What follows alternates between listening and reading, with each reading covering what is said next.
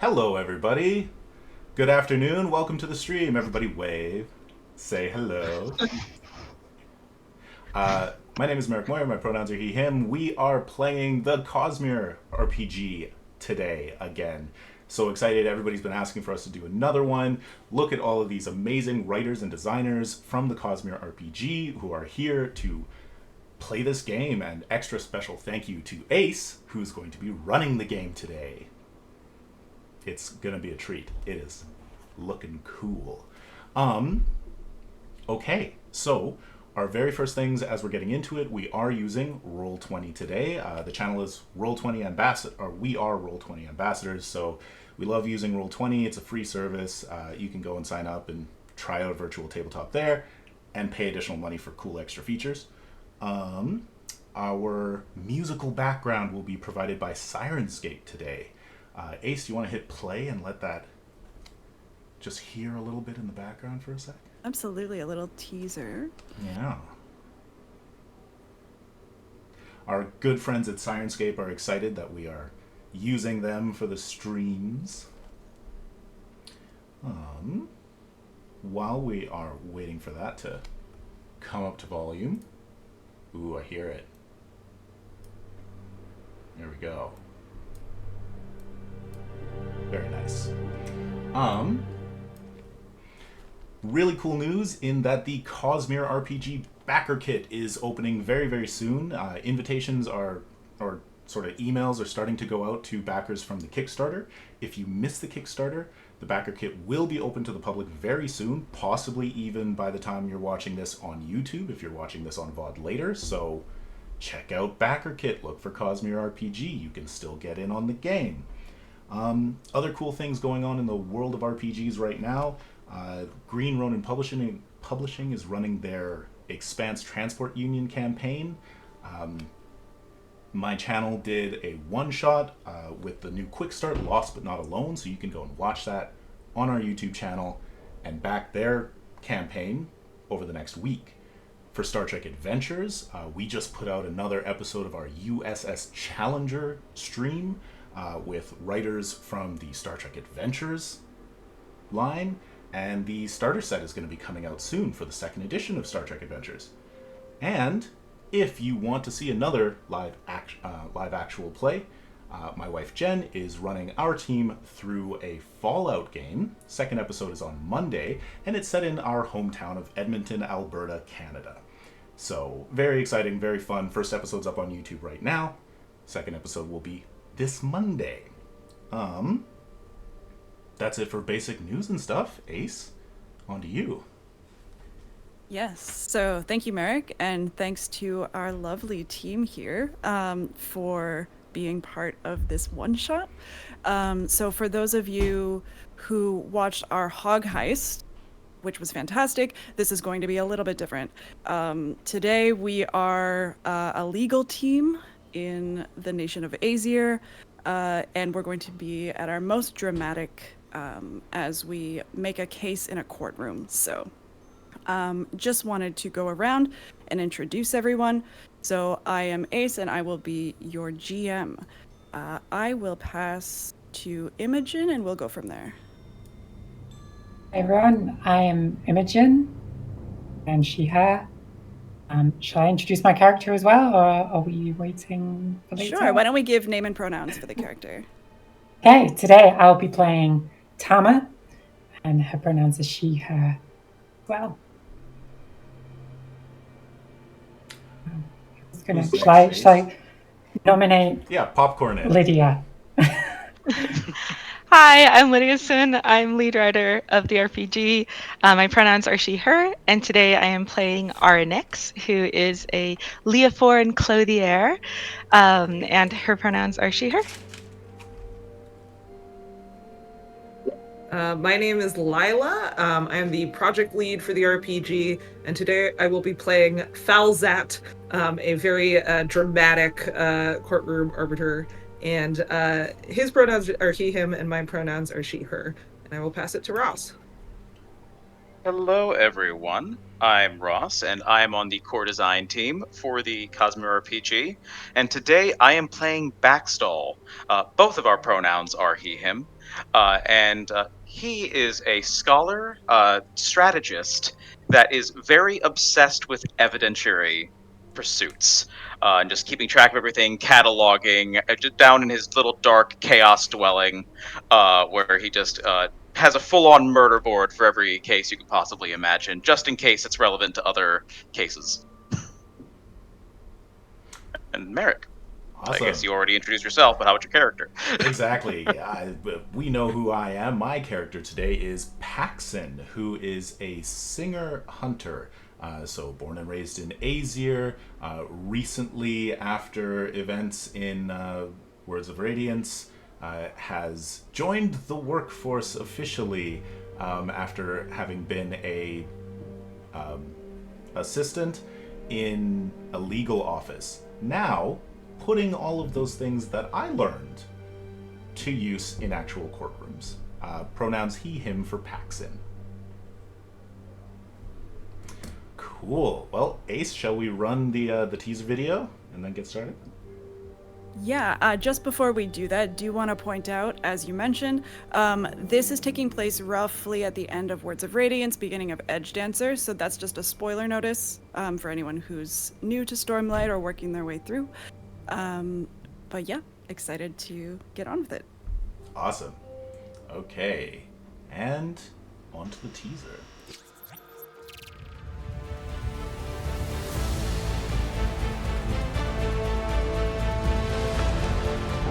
In a world of storms and war, the Knights Radiant have returned, drawing power from the ideals they speak and the bonds they forge with Spren. The forces of Odium threaten all of Roshar, Regals, Fused, and the Unmade. But as the battle for Roshar rages on, the war for the Cosmere is just beginning. Will you become a Radiant of Roshar, a Mistborn of Scadrial, an Elantrian of Sel, or a World Hopper exploring the mysteries of the Cosmere? Welcome to a universe of adventure, of investiture, of stories waiting to be told.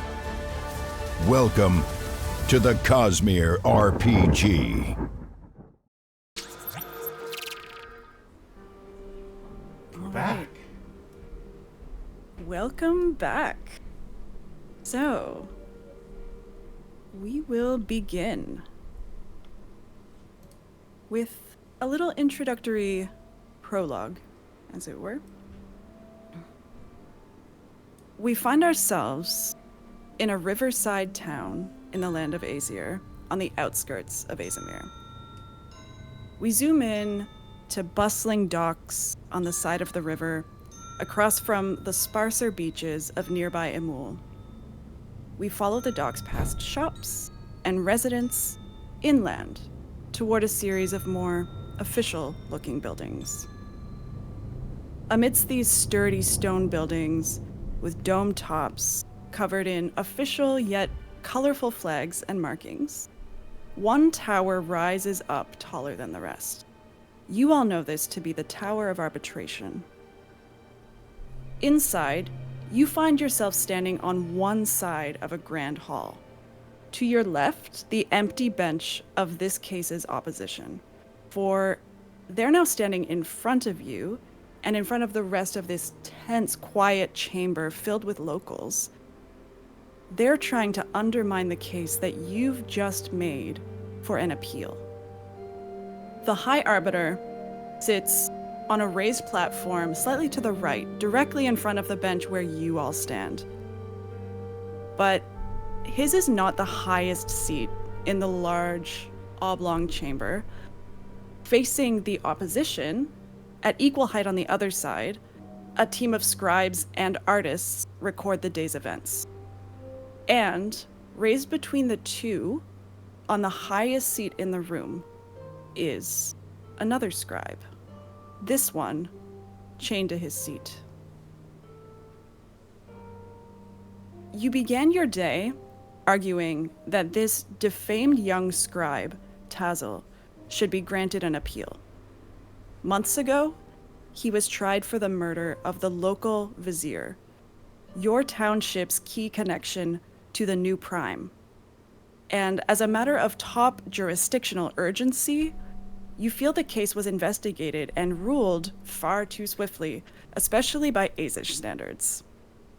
The opposition won their case, resulting in a leave of deportation for the scribe Tazel, who now sits before you with terror in his eyes. Today, you have requested an appeal. More time to prove Tazel's innocence, or at least to make sure that the Arbiter got it right. The opposition now stands on the floor in response as you await the High Arbiter's ruling. The conclusions of the case were self-evident, a Makabaki woman in golden robes argues. A gardener saw him hiding among the rock bush outside prior to the attack. Our prior witness, the Vizier's own attendant, watched this scribe chase the Vizier from his study to the place he was later found murdered. And the Vizier's own wife saw this man standing over his body, shout blade in hand. This man, Tazel, was ultimately caught by the Vizier's son in the washing room, cleaning a wound from a supposed letter opener. We believe this is sufficient evidence to deny the opposition's request for appeal, respected one. Ah! There's a sudden cry of expletives from the back of the room. Tama, you recognize Denix, Tazel's partner, reacting with desperate frustration. Retain order. The Arbiter's voice booms through some kind of projection fabrial, echoing loudly off the walls of the open chamber. The room is silent. Continue, Council Vala. The Makabaki woman takes a deep, nervous breath. We would only add one further request. Should this appeal reopen the case, we ask that you consider upgrading the consequence from a leave of deportation to a leave of execution. The Arbiter considers for a long, quiet moment. Very well. You have both presented a convincing case. I will hear your appeal tomorrow. And I will hear your case for the leave of execution. May today's record now be closed. He looks to the nearest scribe across from him, who strikes their pen across the page and closes the book. The doors open, and the room slowly fills again with conversation. And here you have a moment for reactions, anything you want to say to each other, as everyone is being ushered out of the courtroom. I don't think that went too bad. We have our day, we got what we were arguing for, so... And an execution will certainly have people listening tomorrow. Can they do that? Can they change the sentencing on an appeal? That doesn't seem fair. I'm going to... books. We should research this. It really does seem that we should perhaps focus on just winning the whole thing outright. We're going to win tomorrow, so let's use these 24 hours wisely. Don't know how you can be so optimistic. He's gonna die. They're gonna kill him. And it's all going wrong already. And my friend is gonna die. Unless we stop him, and we're the best legal team in Vizier, so let's get to working. You're right. All right. I make a stink eye at the opposite team. Yes, that would be Vala, who just kind of gives you a... and turns back to her team. It's alright, I got some dirt on that one.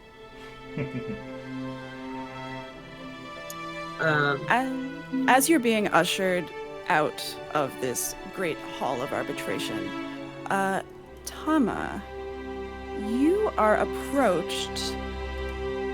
Someone comes up behind you. Hey, it's Denix. Do you have a sec? You, Denix. Of course, of course. What are we gonna do? I was hoping you knew. Oh, right. Yes, the legal case. I did want to bring you something, though. Yeah? He reaches into a satchel on his side and produces a notebook. It's a black notebook with kind of leather covering.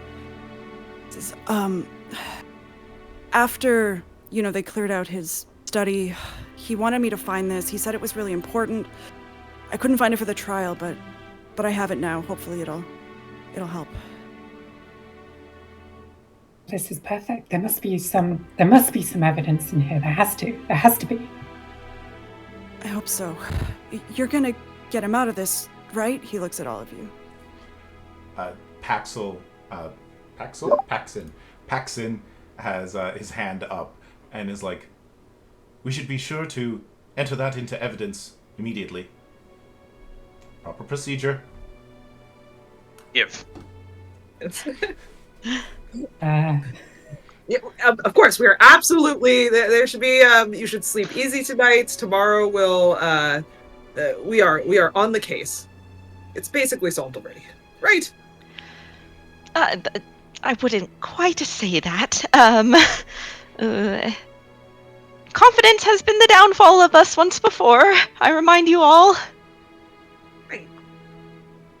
Give, please.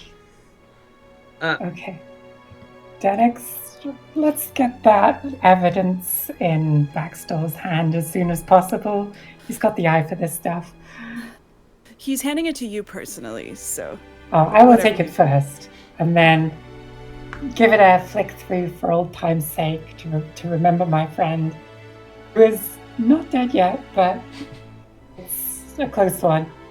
Baxter, promise me you'll read every word of this. Duh. Okay. Here you go. She hands it to him. Can I get a visual on Imogen and Ross's characters? What do your characters look like? So Tama is a dressed very similar to the most Asish, but she is a Muli, so she has a slightly different fashion sense, more colourful wrappings and a head wrap. Still Makabaki. She comes from a more military background than many Asish are used to, having had to prepare for the 80s war in recent years. So she's a little more perhaps clean cut than, say, some of the more dramatic members of the party. Yeah, I'm looking up Falzat. So, Baxtol is, in general, a very, typical Azish scribe. He definitely is paler than a lot of other Azish because he spends all of his time in a windowless room, compiling evidence. And although he's a little bit on the taller side, he looks a little bit shorter because he has almost like a permanent stoop from all the time he spends hunched over, just reading things, very, very full. But as I get this, does this look similar to a different book that was logged in evidence? There was maybe one that was burned out. There was a book in evidence. Yes, which, yeah, it was red in color. This one is black, but yeah, not entirely dissimilar. So you're ushered out of the courthouse. And is there anything you wish to do before convening in your meeting place? Keep an eye on my frenemy Sorry, what's the name of the other council, the head of the other council? Vala? Vala? Yeah. Do you mind if I just kind of see what the immediate thing that she does after this, session is done? Yeah, it's quite crowded, so why don't you give me a perception check? Sure. Actually, let me... all right, I'm just gonna do it.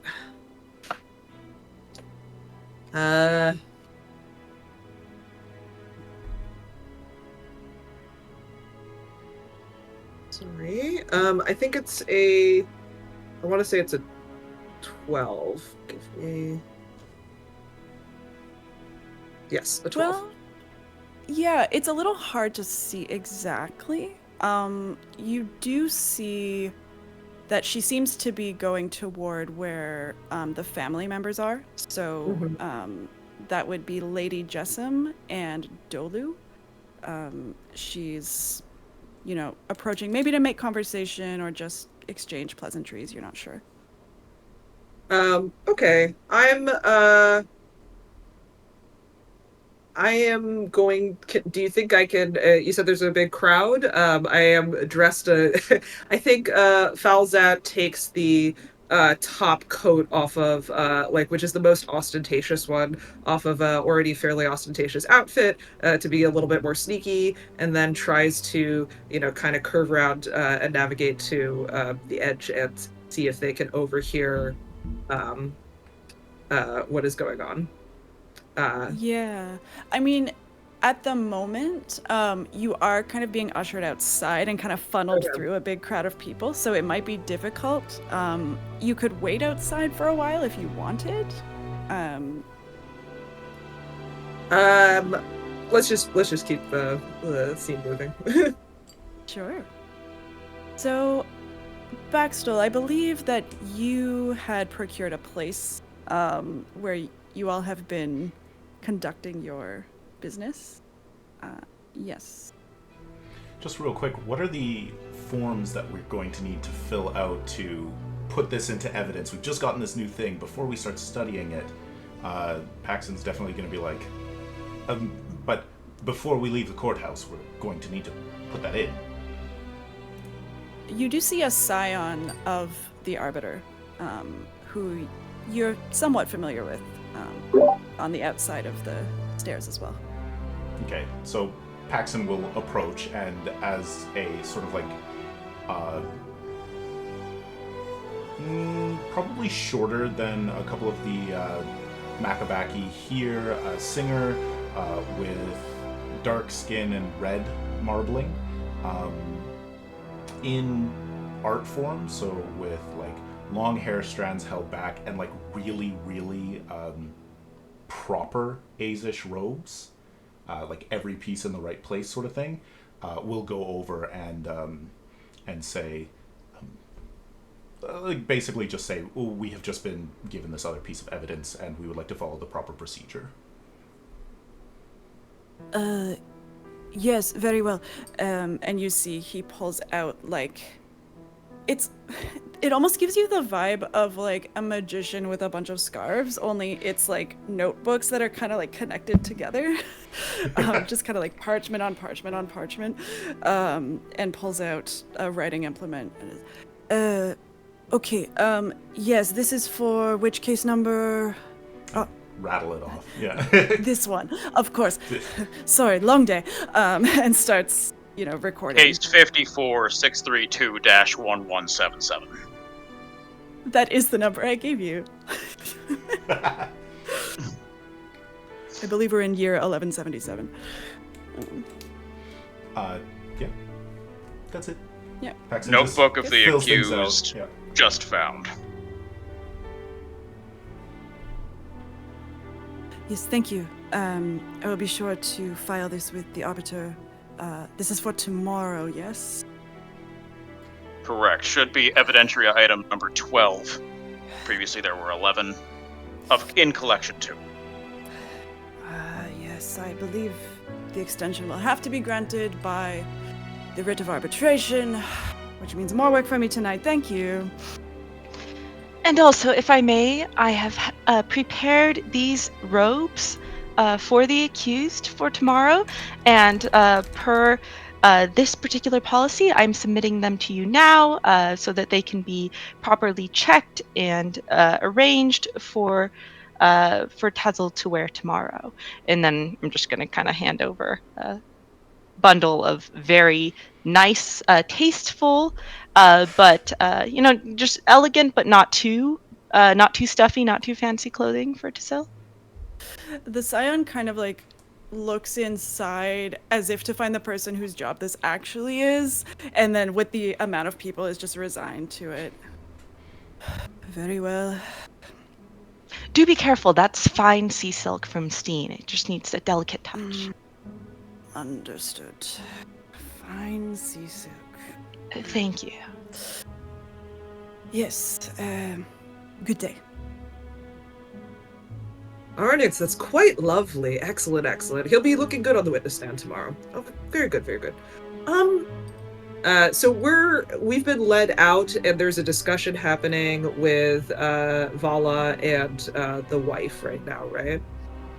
It's hard to see. So you had seen them inside as you were kind of coming out, and all you saw was her approach and exchange words with someone on that bench. You're not sure if it was Lady Jessam or the son Dolu or even someone else nearby.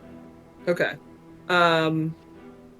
Well, I think if I'm reading a little bit of evidence that I found, I have a hunch that it's Lady Jessam. So do we have a member of the team that's like a little bit more sneaky?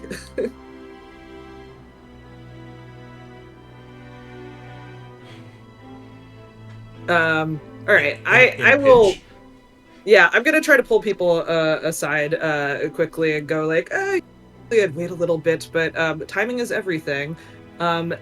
Ace, is there any way that I can quickly kind of share? Let me see if I can, like in the you want thing? to reveal that evidence? Yeah, I just have a crumpled, it looks like a bit of trash that I, sort of take everybody off to a corner and unfold and show. And I know we've been talking about all the timing of this and everything, and I'm not great with timing, but I'm pretty sure that I found this yesterday, so I think this might mean today, and it seems like whatever this is referencing might be happening right now. Just as a note, this was months ago. This would have been shortly after. All right, never mind. Well, I say that with full confidence, and then, except actually, wait, no, this was the one that I found. Ah, yes, I did find this a literal month ago. All right, never mind. But there's still something, there's something off about this. Paxton. The two of them talking. So did this happen months ago prior to the murder? This would have been probably during the trial. Okay.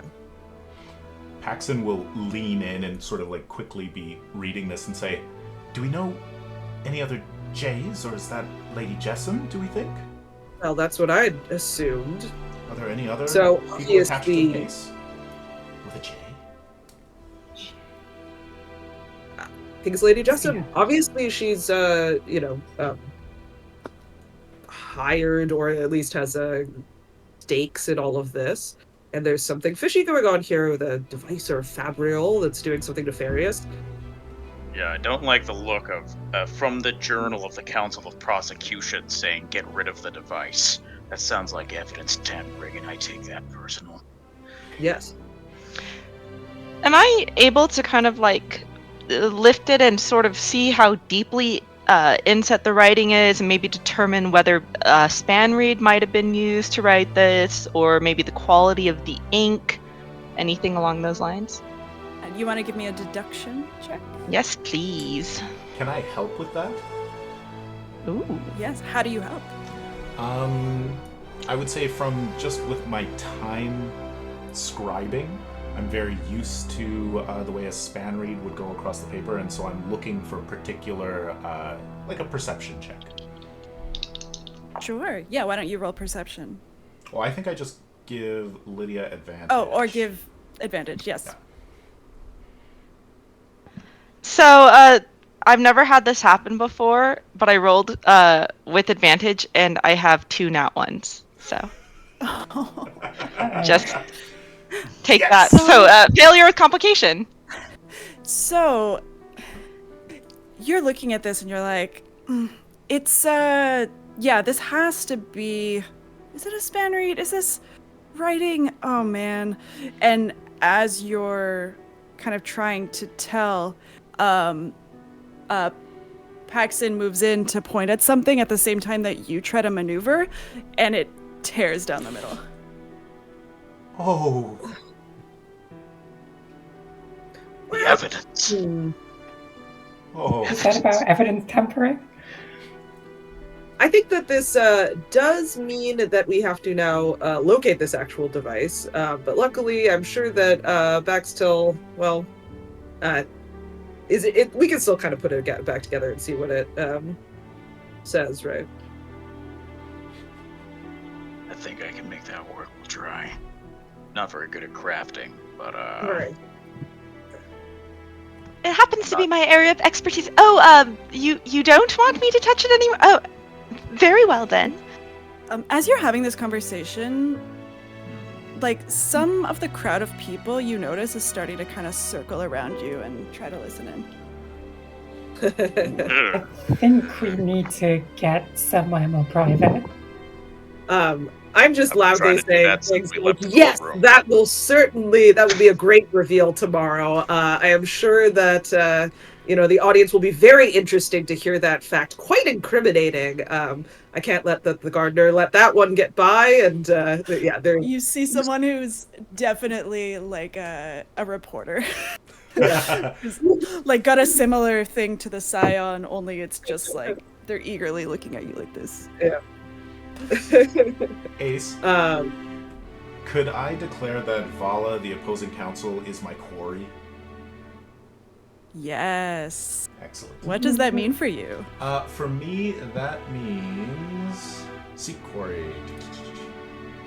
Pull this up on Cosmere Nexus on Demiplane. So that character is my quarry. I gain an advantage on tests made to find, attack, or study my quarry, such as the gain advantage action. Hell yeah. Noted. Remind me if I forget. Will do.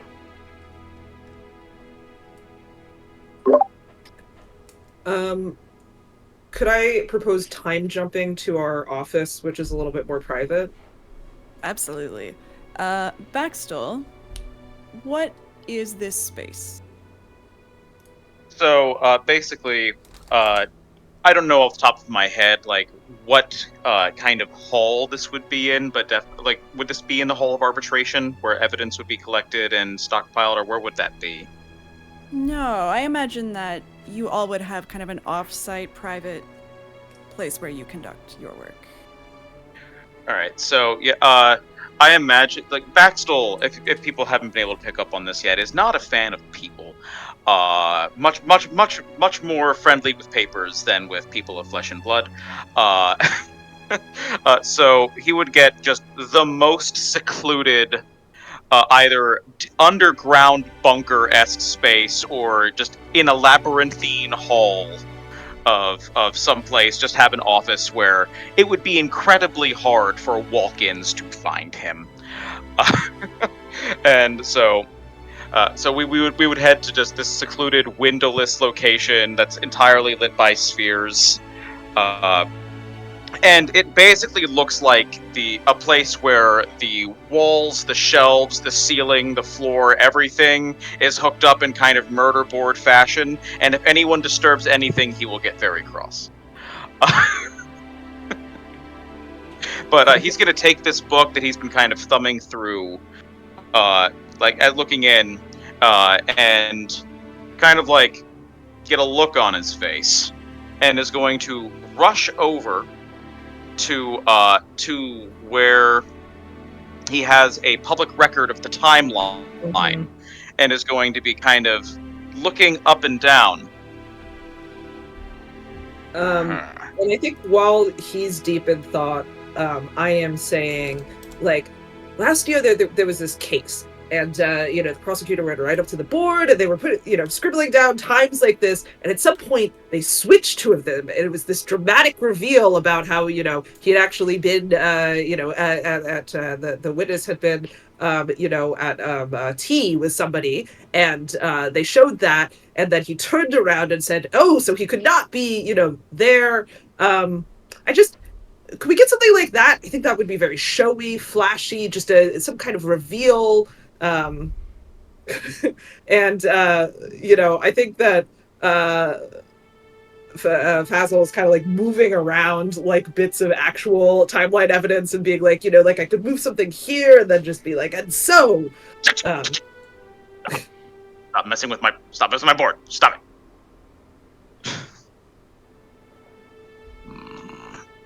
These don't match. I think Tama maybe tries to at least find some peace between these two here by doing the Amuli thing of making sure everyone is fed. So she hands out some crab cakes and starts chowing down as she leans into Backstall to read this page of new evidence from a friend's diary. What have we got? So I'm looking at this, and something ain't right.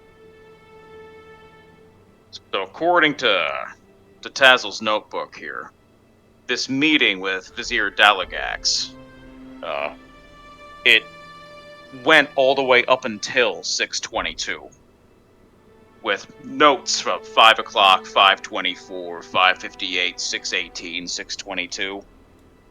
But the public record of the timeline from the witnesses, classic trying to rely on witness testimony instead of the hard, cold facts, the immutable that's been written down. But they've got, at 6 o'clock, Scribe Tazl has apparently left this meeting and is lurking in the bushes, despite the fact that according to his own notebook, taking notes, Vizier Dalagax was the one that left a little bit early, while Tazl remains until 6:22, which is after, apparently, Scribe Tazl was seen chasing Vizier Dalagax from his own study. Something's fishy here. So does this mean we can trust Bezik, but not Gilwa? He can't have really seen Tazl, so who did he see? Or is he just making it up entirely? During our interviews with Gardener Gilwa, she did say that he snuck back inside. Is it possible he left the meeting and then back into the meeting?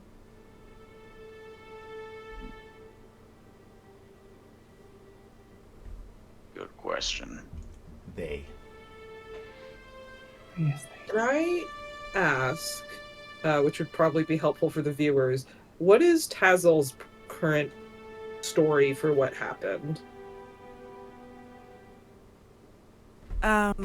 So I'll put Gilwa and Tazl. I can read that out. Scribe Tazl says, was in meetings, thought the Vizier looked distracted and worried, but he didn't say why. Denies being in the garden and the study, and certainly denies being anywhere near the body. He did go into the wash basin room after an incident with a letter opener in his own study.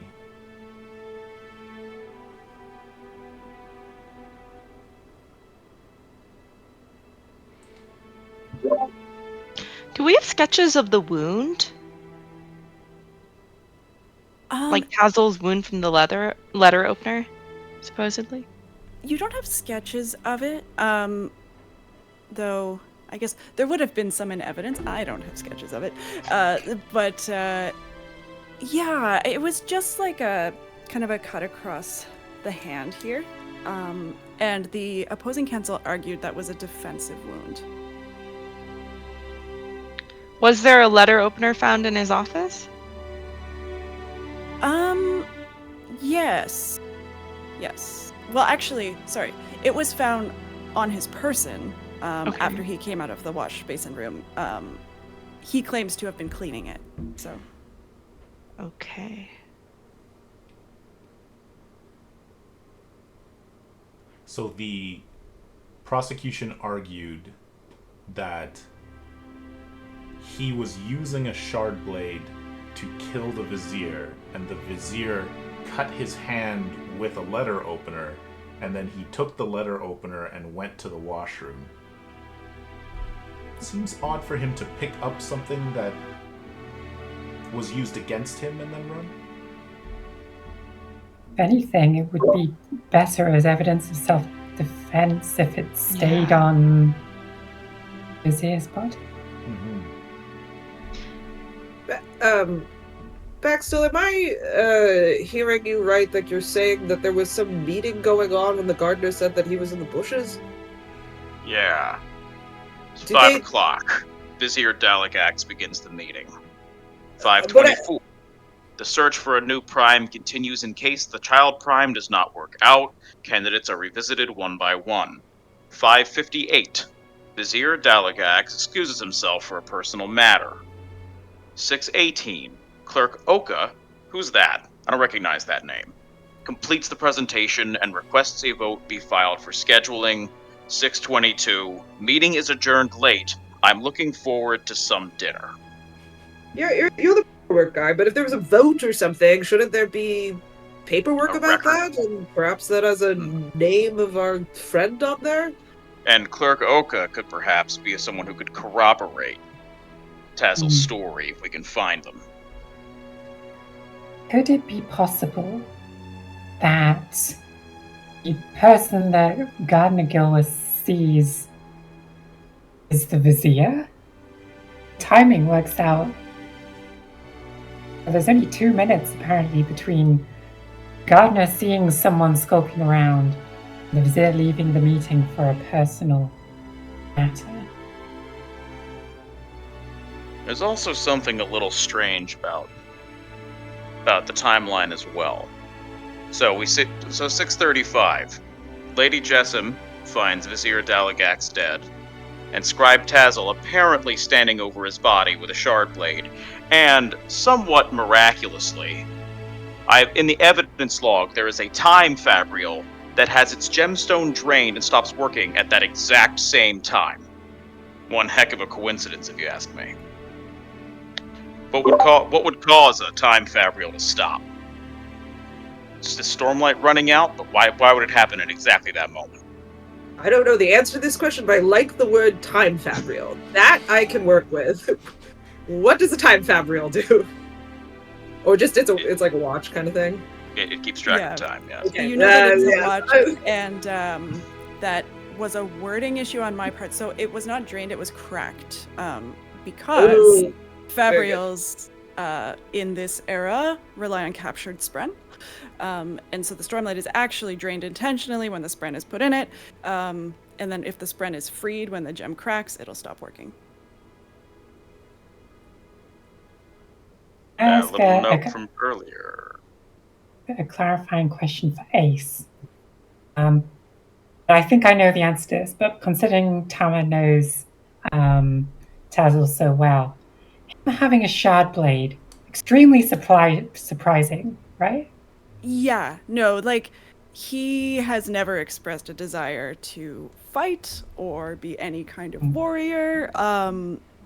Yeah, like, you've heard rumors of more shard blades popping up recently, but yeah, there's nothing that would lead you to believe that he would have one. This doesn't make any sense. And what's the What color are his eyes? prosecution's explanation for the missing shard blade? So the prosecution, let's see if I have a note on this. Yes.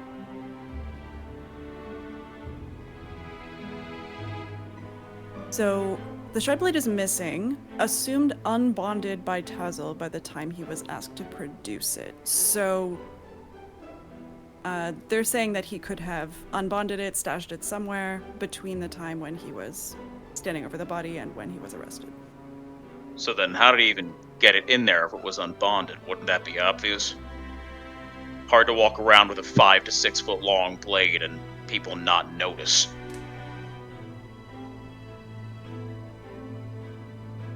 Wait, so does Tazzle have bright eyes? And did Tazzle before? Tazzle has dark eyes.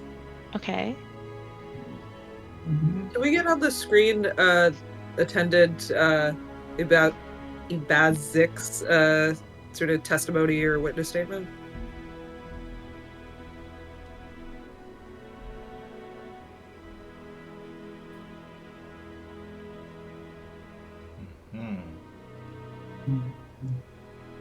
And can we scroll up a little bit to see the guard or the first one?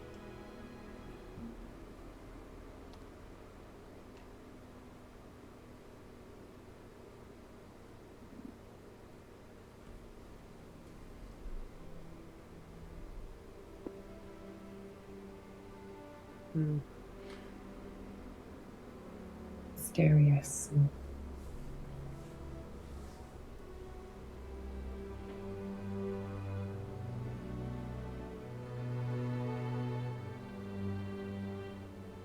So still trying to puzzle out the shard blade. How long does it take someone to unbond a bonded shard blade? Not long. Seconds. Dalinar does it in Sadie's. Yeah. Spoilers. Yeah. I mean, that's first book So- spoilers. We're past that. So he could have had a shard blade for some reason, bonded it and stashed it. It doesn't need to have walked in there with a 6-foot sword if he summoned it. Mm-hmm. What's I do admit that the shard blade is a if we could show a shard blade in this courtroom, that would be quite a sight. I am this thing about his robes. We have the robes in evidence, right? And there's a note about No. Vev. Does that all match up?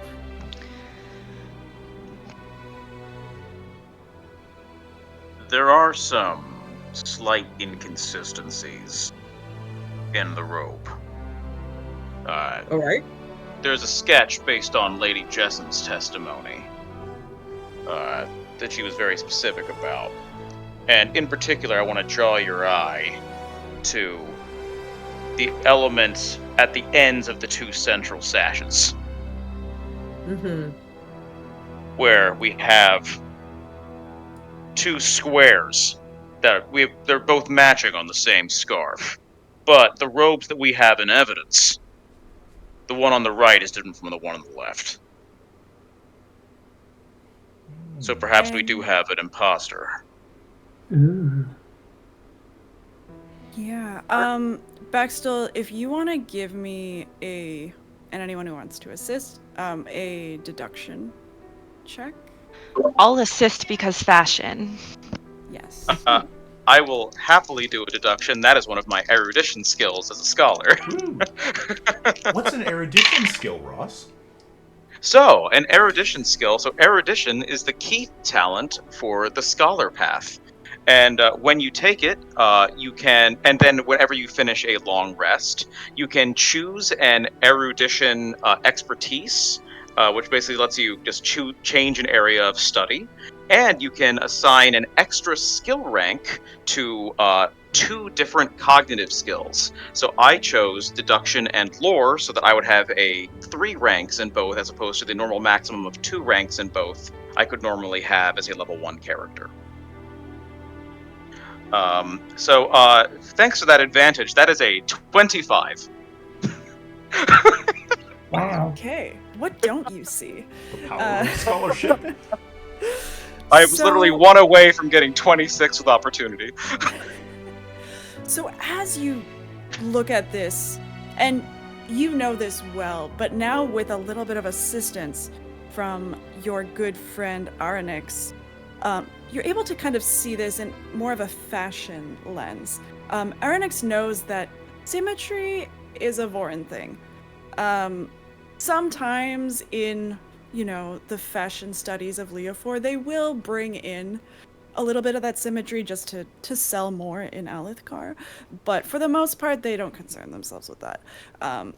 So it is odd to have perfectly symmetrical robes, and particularly Scribe, so he wouldn't care about that. No, and particularly, he would care that the words made sense. And to Lady Jessum's point, it's nonsense. It's talking about, like, great shells in the month of Vev. It's... The other side is all about, you know, honor and his house and his temple and his service to the Vizier.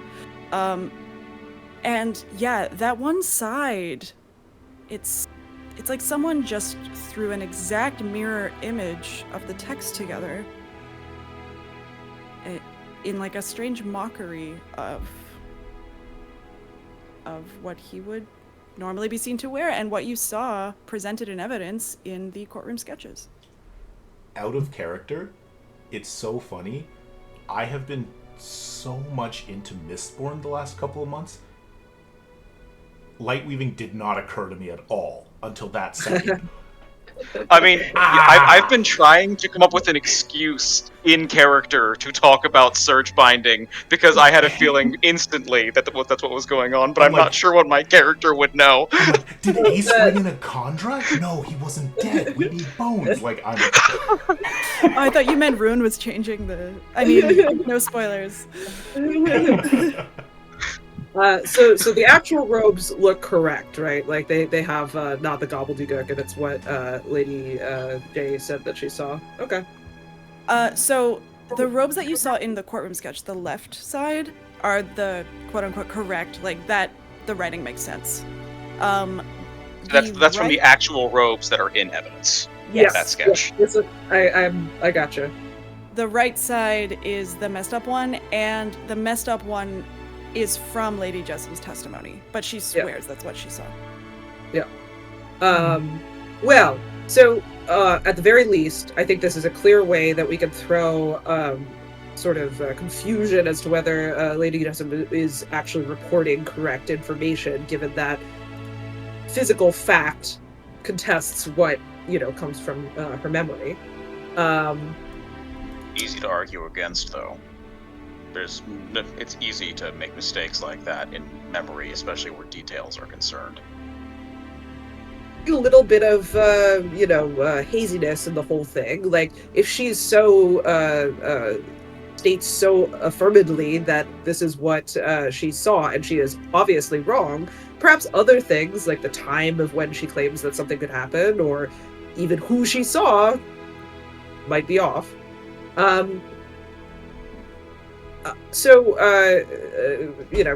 Forgive me, my, information paperwork and things go in one ear and out the other. I think what I've sort of been hearing is that we have this clerk Oko that we can follow up with and get some, like, firm paperwork proving evidence that our defendant was in a meeting when this was going on, possibly.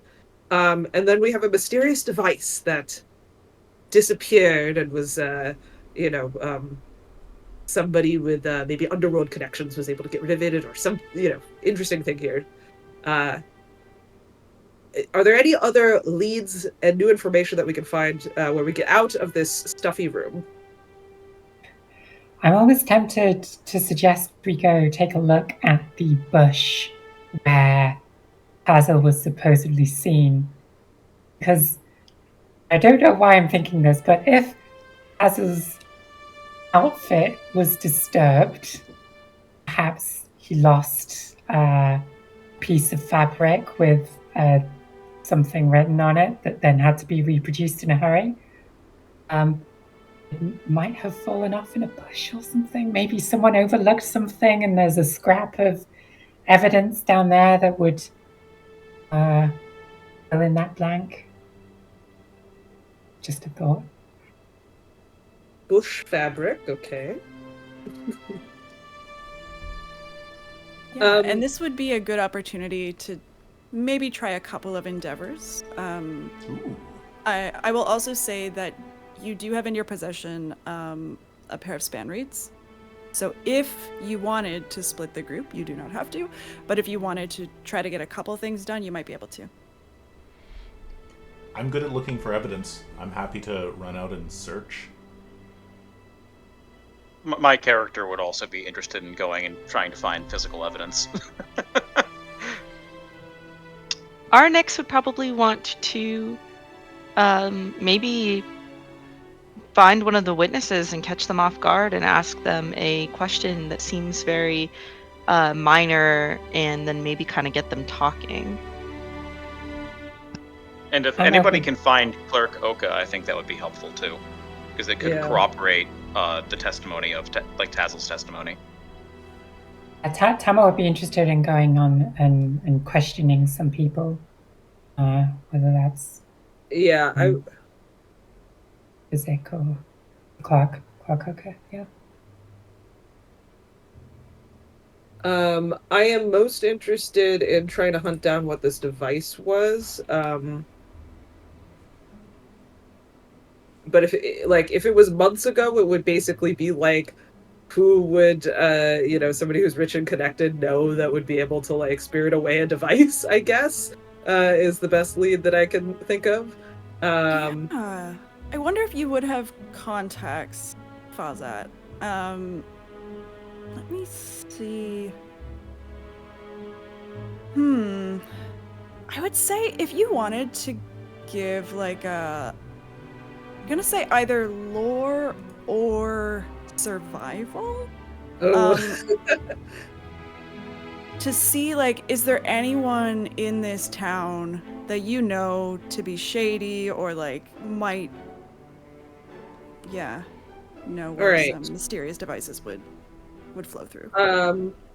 I would love to roll survival for you, and if I may, I think I want to use my talent risky behavior, where I can spend a focus to well, this is an old version of my character sheet. Okay, there we go. Where I can spend a focus to raise the stakes. Absolutely. And I think that will just be that I am it is exactly risky behavior. I am being very not particularly secretive about this. I am talking about this. I'm just making vast assumptions about what this device is, something that changes clothing symbols around, like giving up as much information as I am like potentially gaining. Okay.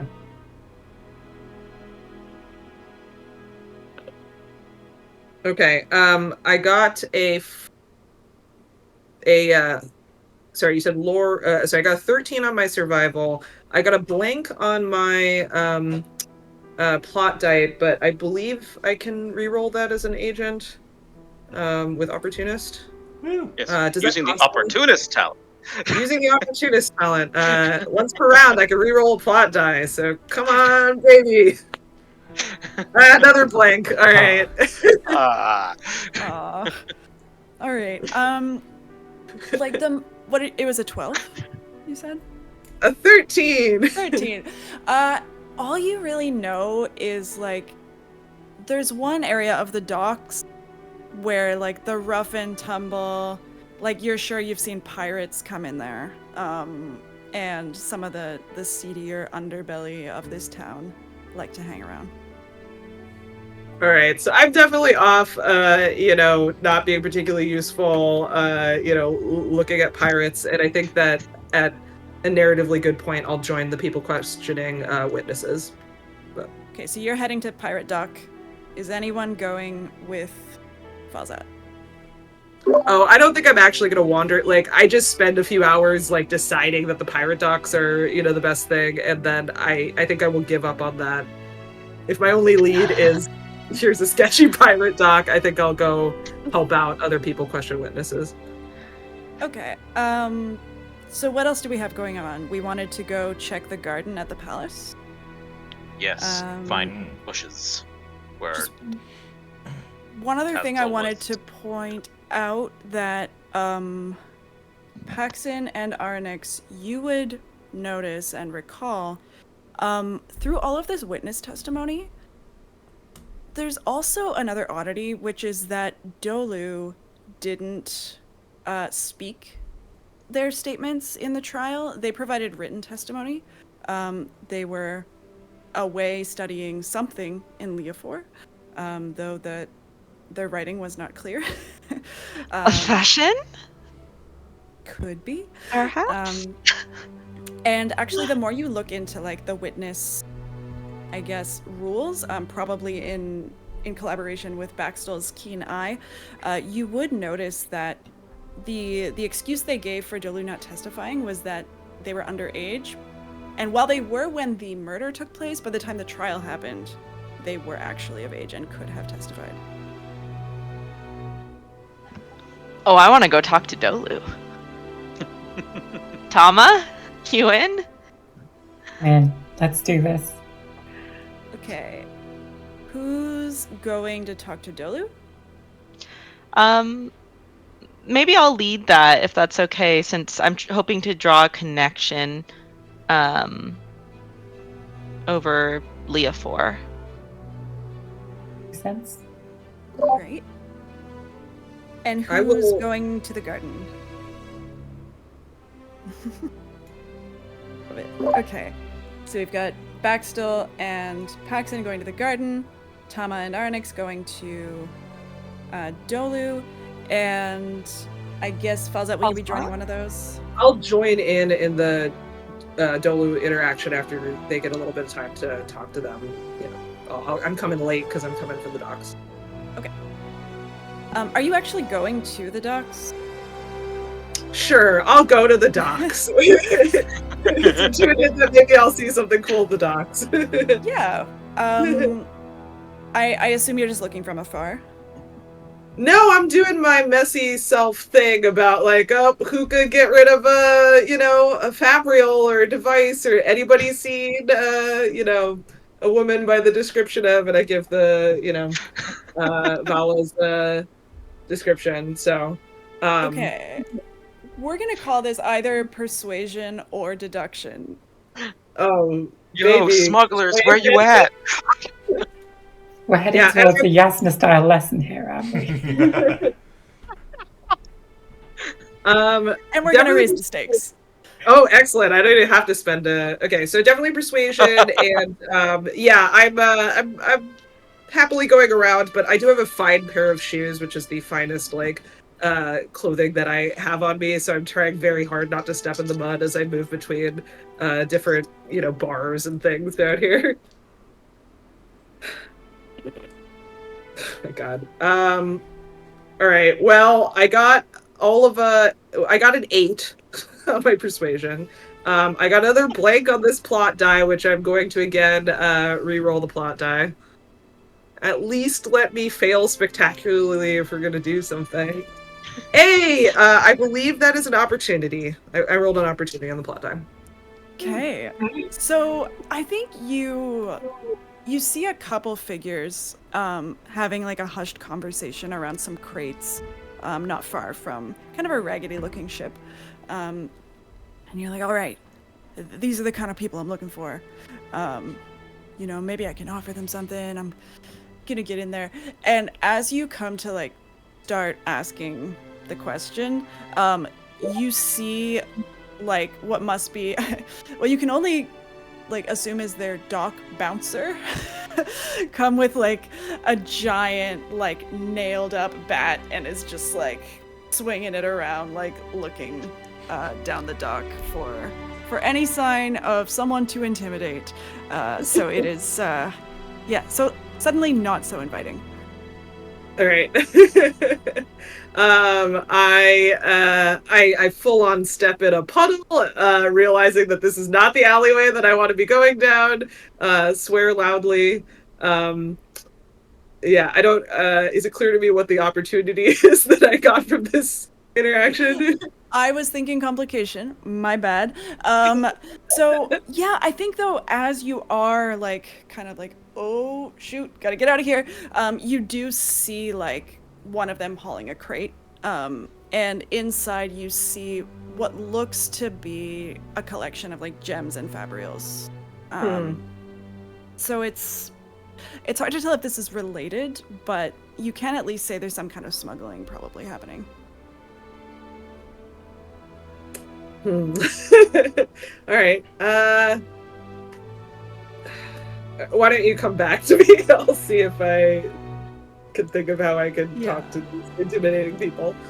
Or if you want, we can fast forward to you joining with the others. I do want to...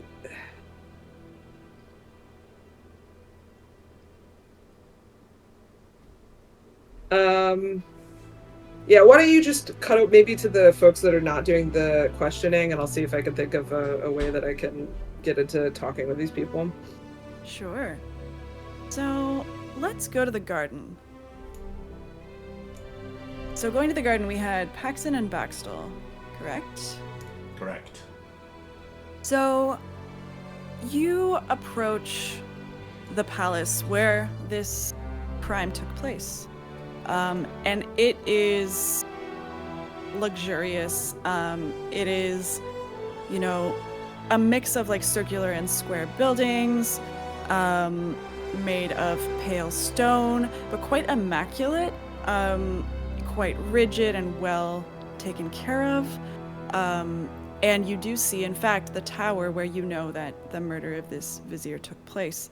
But below that on the ground is a garden of amazing rock hedges and rock bushes, and many of them are flowering, and they kind of seem to almost like sway with the wind. It looks like they're living their best life.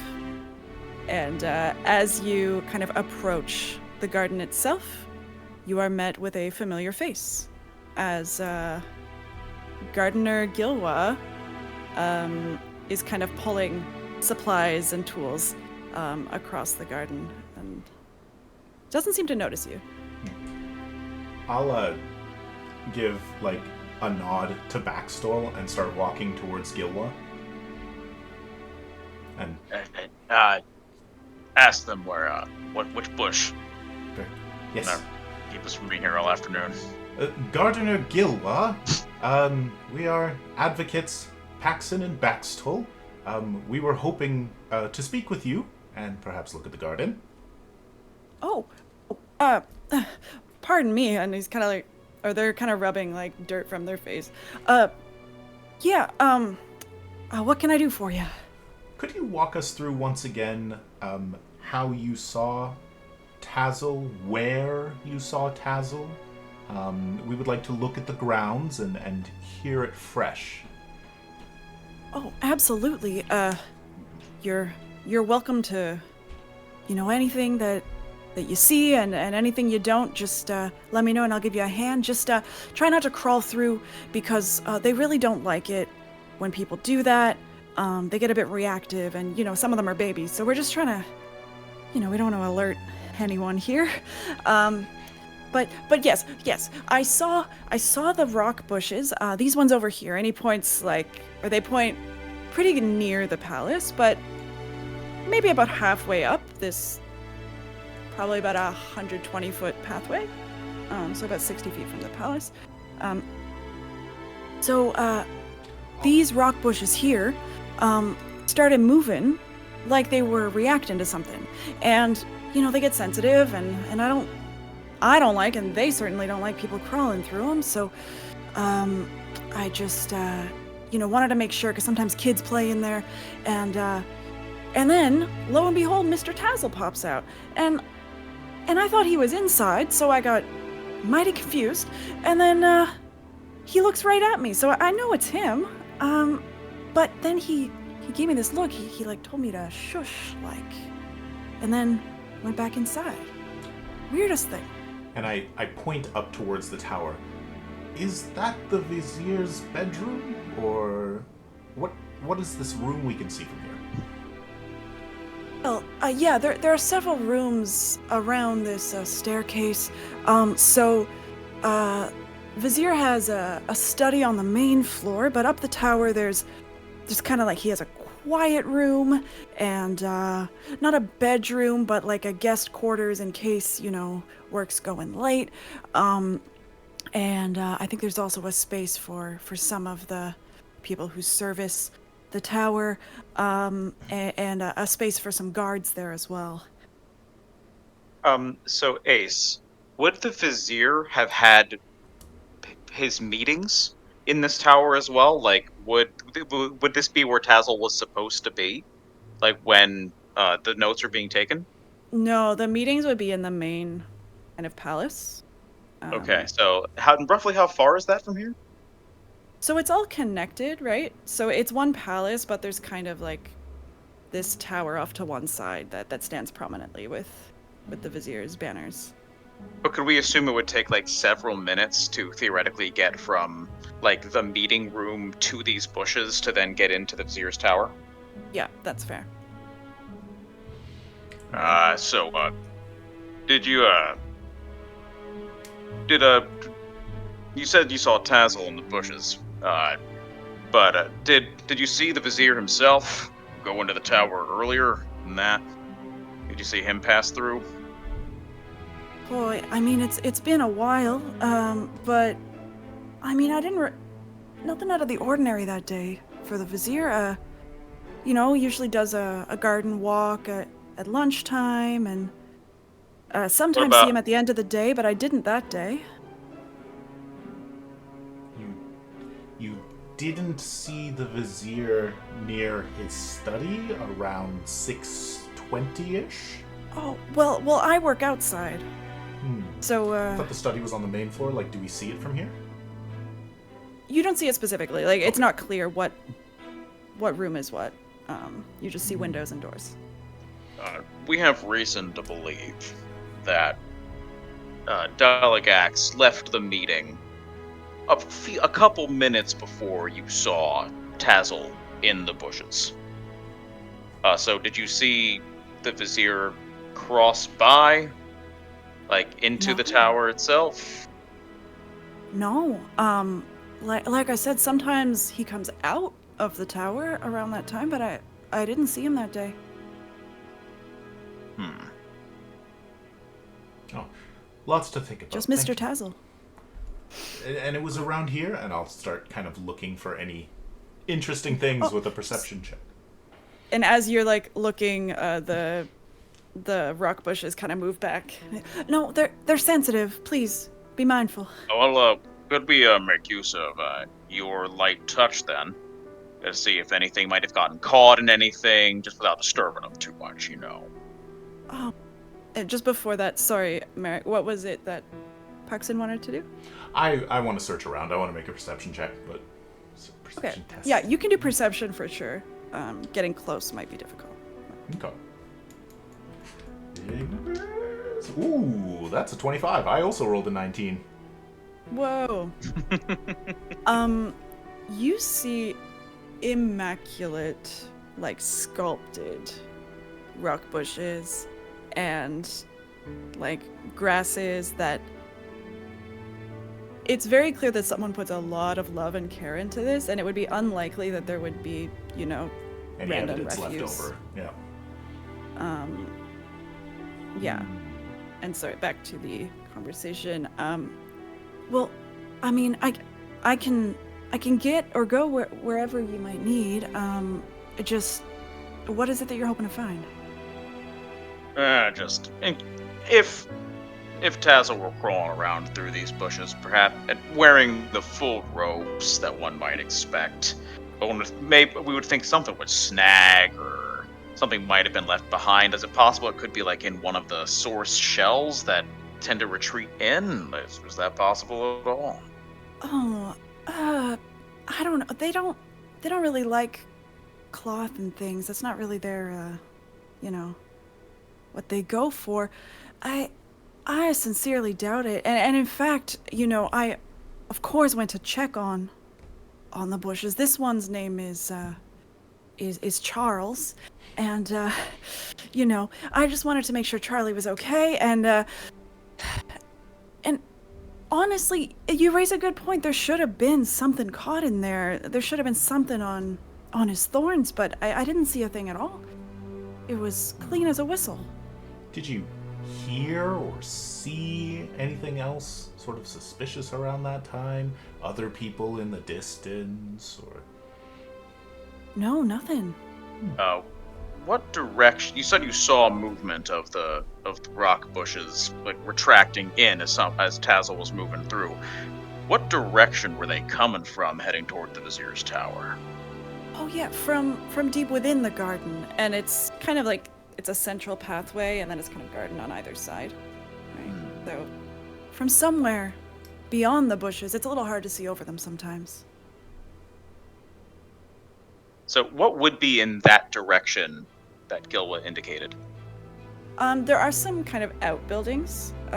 So there's like a stable for Charles not too far away. There is a gardening shed. And then at the back of the palace is the Vizier's house, like his home, that he shares with Lady Jessam and Dolu. And then there is also just the street beyond, if they could get over like 2 sets of bushes. But definitively not in the direction the meeting would have been. Correct.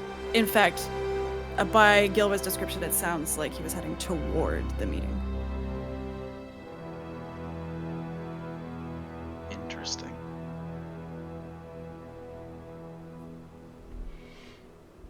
Okay, so we will go over... I guess real quick, does Paxton feel like Gilwa's telling the truth or holding anything back? Let's do an insight check. Cool. I will help with that because I have a rank in that myself. Awesome. Okay. Okay. Also a +6 modifier on this. That time with advantage an 8 and a 12, so total of 18 with my 12. So Meric, we know where my extra +1s come from on my deduction, and Laura, where does your extra +1 come from? Well, as I'm in art form, I'm able to increase my awareness above the maximum of level 1. My awareness counts as 4. Singers rock. Yeah, they do. Mm-hmm. Yeah, so you guys kind of exchange like a knowing glance. And it's kind of that like, do we trust them? Yeah, I think we trust them. No reason to doubt. Good old Gilwa. Who's giving me... Ace, do you watch, Steven Universe? I've seen a little bit, but not enough. Okay. It's definitely giving me Ruby vibes. I was inspired by Samwise Gamgee for Gilwa, so... Definitely good. So we're gonna go zoom out from the palace. And for the sake of brevity, we will say you looked up an address. Not to the back where they used to live, but to what we can only describe as like a bro flat apartment where Dolu is currently holing up. And you have records that this is definitely their address. So how do we play this? Do we storm in there? Do you want to play it nice? Do you want to go in the charm, or do we show a bit of muscle? I have a few folios for this occasion.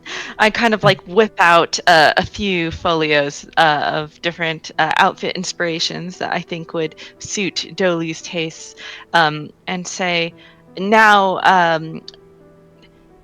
I would like to maybe share these folios with them. I want to be very clear that I am not providing clothing or anything, because we can't bribe a witness or do anything that would be seen as bribing a witness per, this particular law. However, it does state that folios and the like are simply a form of advertisement and not goods that would count as bribery. So I think that maybe this way we can get the discussion going a little bit.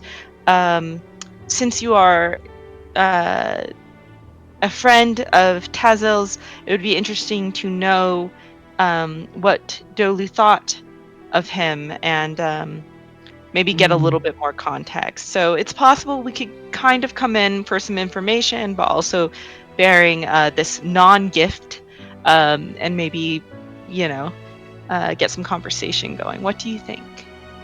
I think that sounds like a good plan to start. Wonderful. Definitely not bribery. It's not, but also not. All right.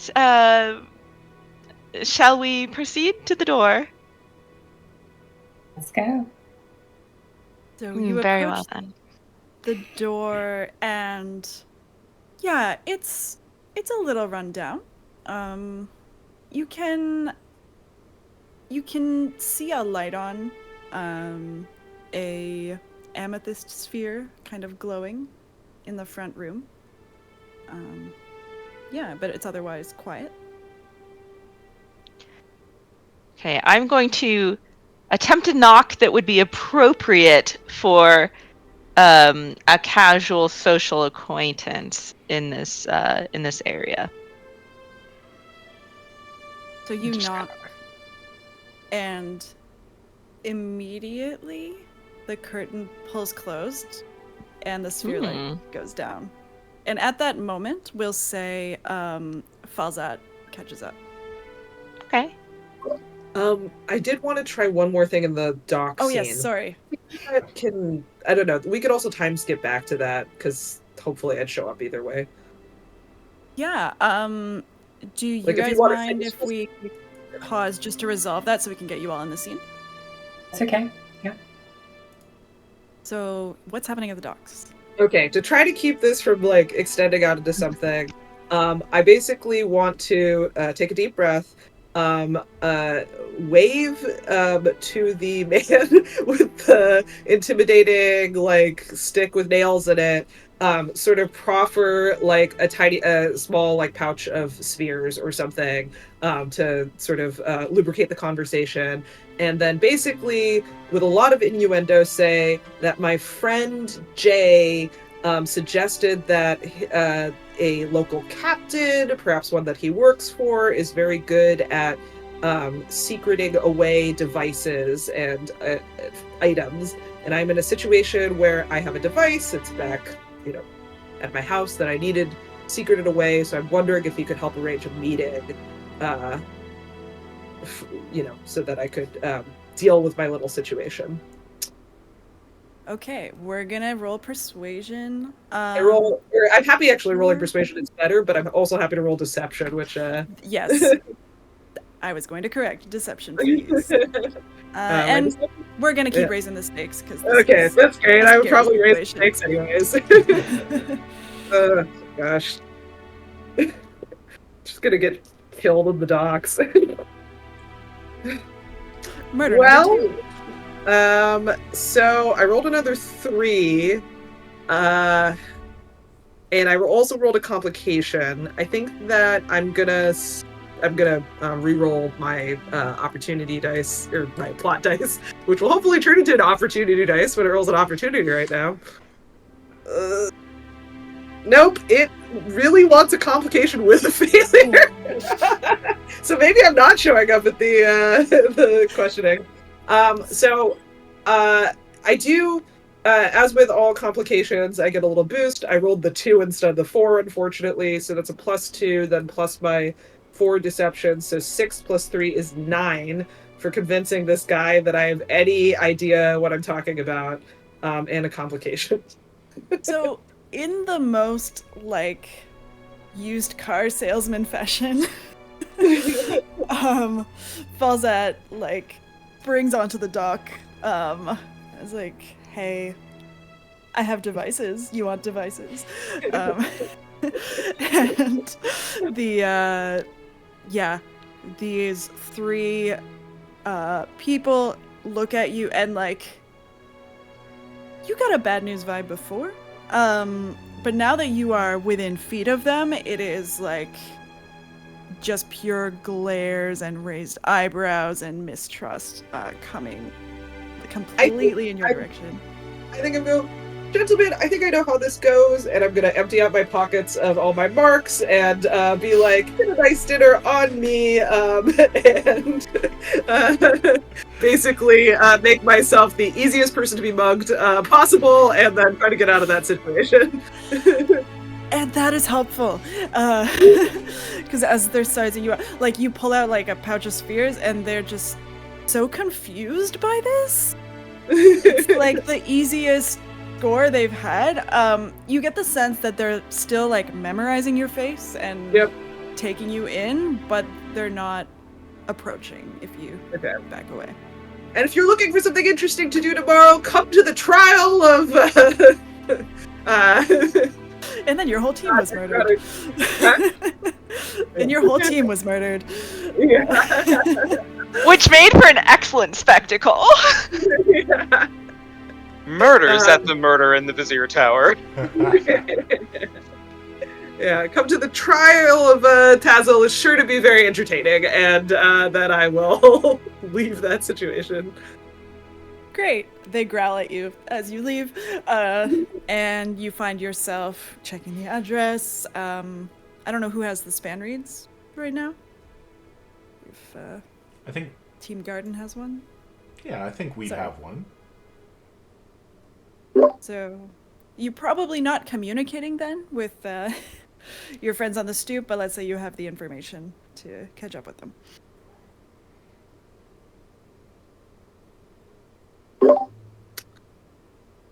So I'm walking into the witness questioning scene. Yeah, so you've shown up just as a curtain's been pulled and the room has gone dark behind. Whatever happened to your shoes? I know, I was down in the docks. I should never go in there. Really terrible place for footwear. Those need to be washed with very delicate hand. I saw that is true. And before tomorrow, I have to wear these for the trial. But there was a group of suspicious-looking gentlemen holding a crate of definitely some sort of fabrials or something. And so you procured one for us.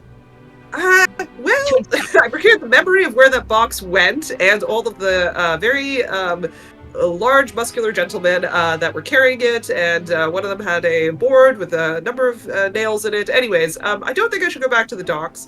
Possibly somebody else unassociated with me. I did invite them to the trial, though. I thought that they, might like some interesting entertainment tomorrow. What's Maybe they'll bring the device for us. Yes! If we're lucky.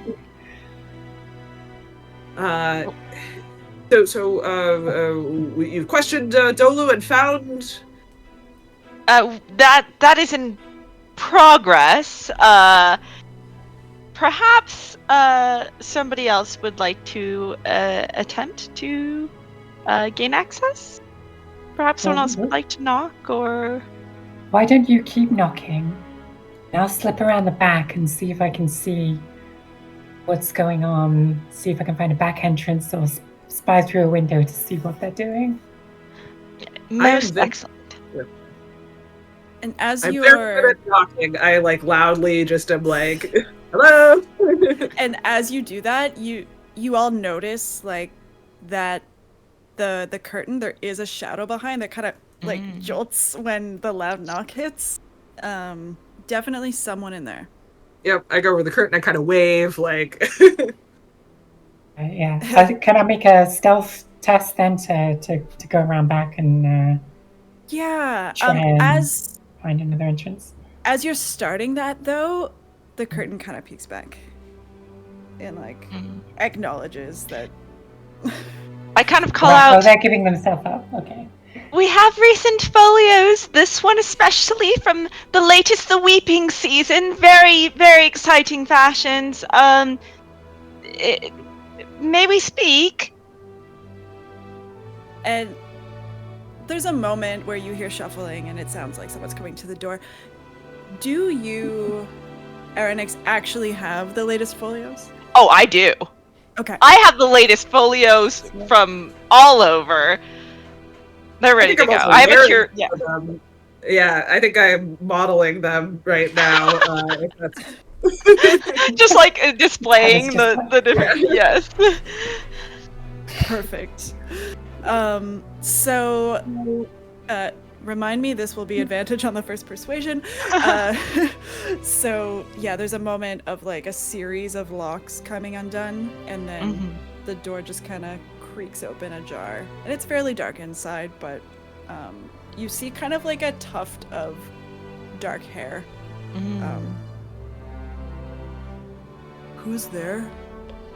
Hello, I am Arnix, and I am here to present you with these folios, which I procured. Does this does seem like Dolu, right? Anyone who wants to can give a perception check. Suspicious. Would Or anyone like? insight. Would either of you like to? I'll throw in. I'll go with insight, I think. If it's okay. 10 on my insight.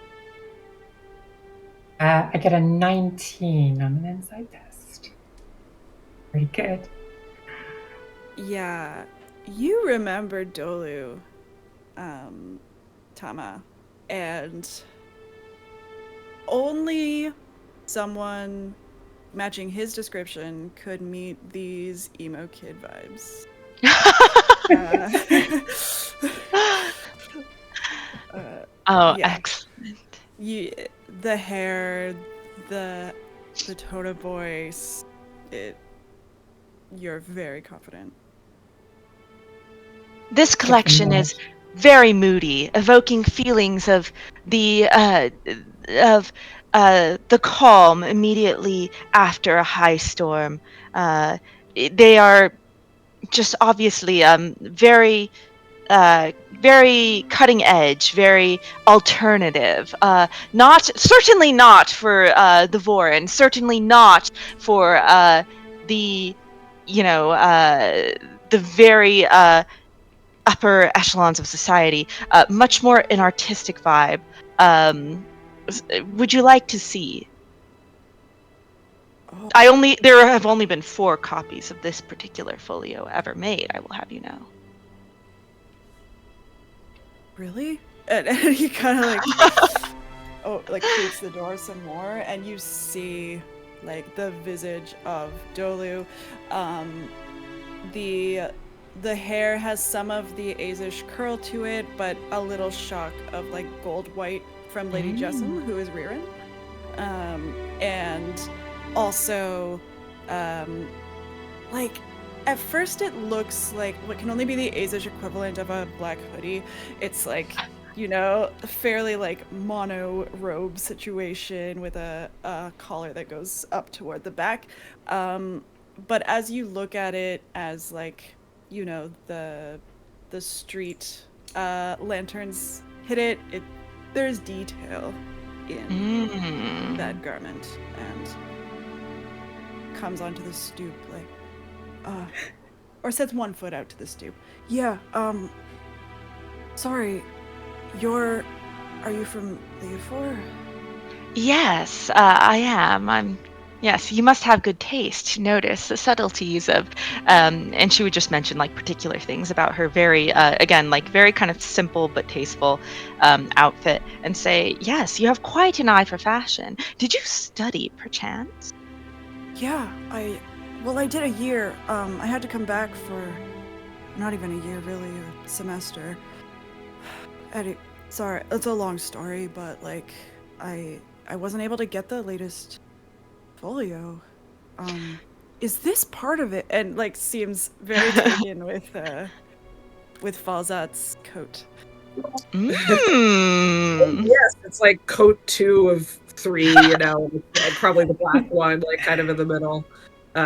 Yes, the finest silk, and you can see that the different things that are inscribed here. And, I don't care about the writing. That's boring. But like the cut of that is. I also think the writing is boring, but nice textual details. I'm looking for Tama. Like, what's Tama trying to achieve right now or up to? She's probably just you know, I mean, she doesn't really care about fashion in the same way as the other three people here. So she's just, I think, brooding a little bit, waiting for all of this to get going. Brooding is vibey. Listen, like that's that's true. yeah. That's true. On brand. It's we can work with that. All right. Well, Falzad is perfectly fine just getting distracted talking about fashion. I would love to make some sort of perception check. Like, has this guy just been hiding in his room, not leave? Like, does it smell a little bit, or like, well, what's the vibe that I can catch off of him or the house behind him? I will make you roll for it. It's not exactly like, you know, complete frat bro situation. But yeah, it's not fresh, let's say. And dark, like the garden is not well kept, and it looks, you know, it's on kind of a back road that's not easy to see from the main roads. You get the sense that there's a hiding out happening. Okay. What? It's a travesty that you weren't able to get the newest folios. What? You know, they didn't have them out in Loflier. Oh no, the folios are all in, Leaf. Aren't you with the Clothiers Guild? Oh, well, I am, but in the interest of being completely honest, we have come here to share with you these folios, but we also are here on a much more serious matter, and one that we feel may be of particular interest to you. And she kind of like takes a pause. Uses rousing presence. I'm going to give it to Tama. And basically what rousing presence is it means that the next time in the scene that Tama fails a test, she will have a opportunity accompany. So that is a determined condition. And I'm going to say we are here because a lot of deception is afoot, and we believe that, and kind of takes a pause to be very, you know, like sensitive.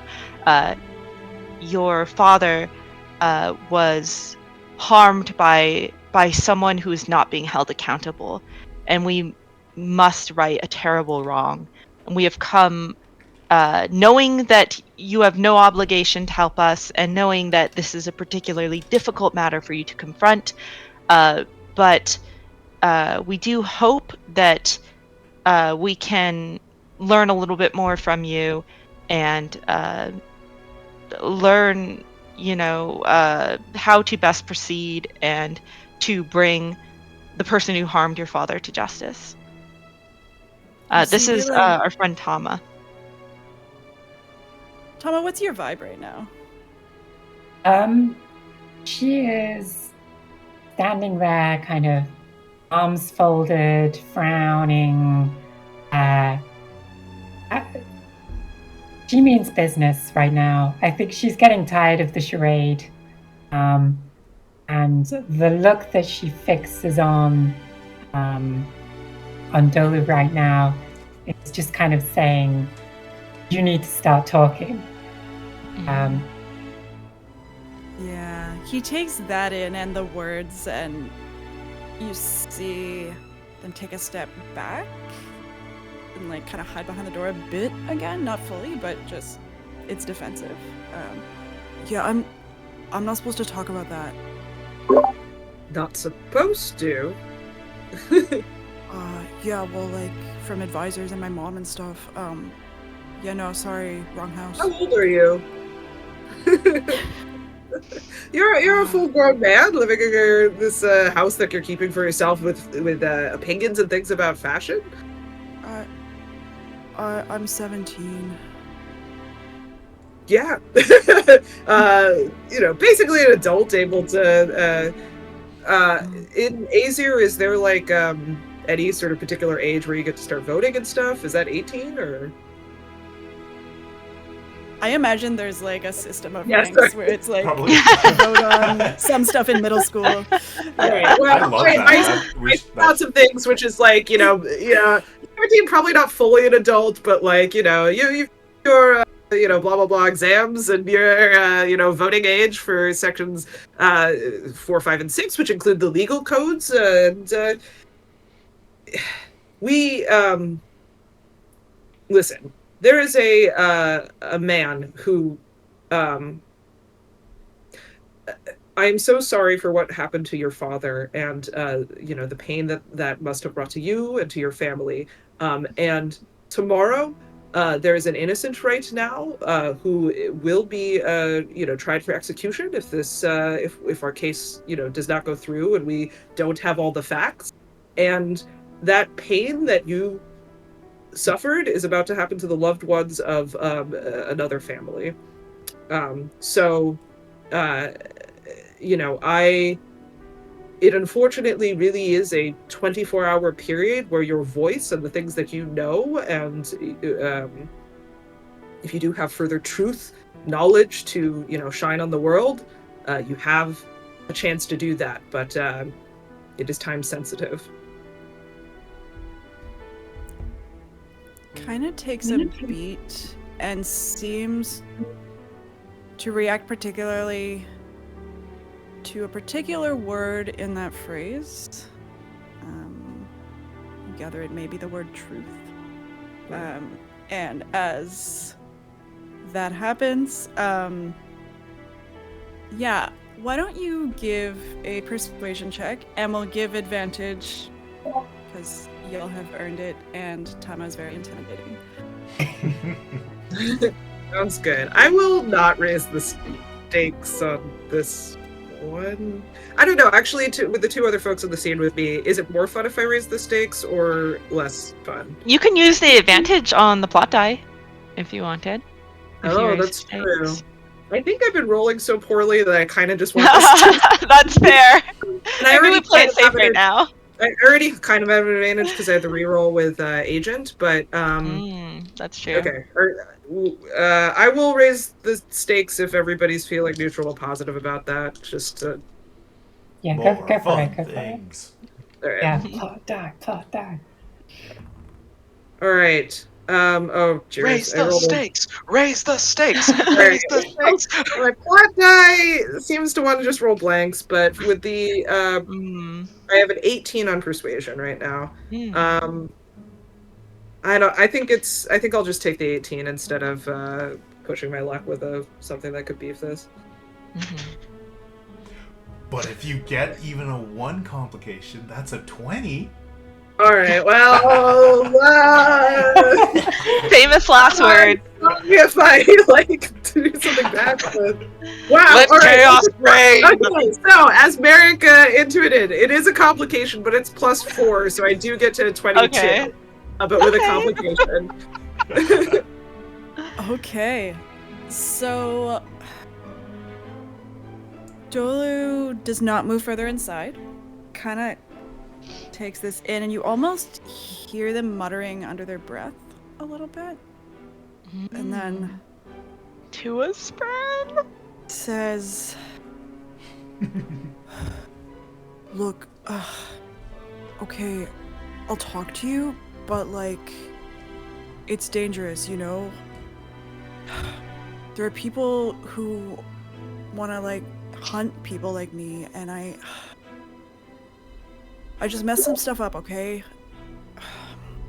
Do you mean people like you? People who can do the things that I can do. There's, I don't know, some lawman constable on a rampage and the Viziers just let him do it. All except my dad, but that whole thing, so... Is that why someone would have wanted to harm your dad? I can't talk about because he was standing up to this. Why don't we go inside, perhaps? And it doesn't seem like it's safe out here. Okay, but I don't know if I want to say anything else. You can come in though. All right. RNX makes a big show of like, bundling up the folios and carrying them inside so that anyone looking, maybe potentially watching from a distance, surveilling the situation would think that it's just a good old fashioned pitch. Question: would you let the rest of your team know through the span read where you are in case they wanted to join? Or... We should. We're just walking along and the span read starts to blink. Mm-hmm. I think we probably should. I'm probably just pondering, like, how can I find this Clerk Oka in less than 18 hours? Like, I mean, if you'd rather do that, we happening. No. If this it seems interesting enough, and I think it would be, I would probably be tempted away from that mission to this one. Okay, so we'll give that a beat, but for the moment, it's the three of you inside with Dolu. I don't have like tea. Here's some water, I guess. Yeah, I would thank them profusely and just kind of, sit down. It's like a three-legged table with mismatched chairs.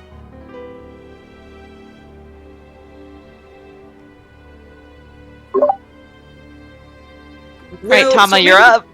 Oh, wait, sorry. Yeah, no, please. Tama should go.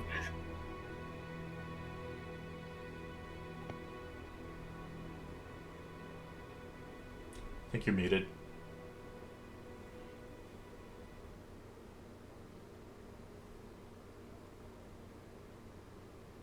No? Can we hear everybody else, or is it me?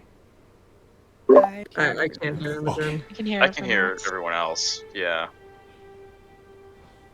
No, it's not coming through.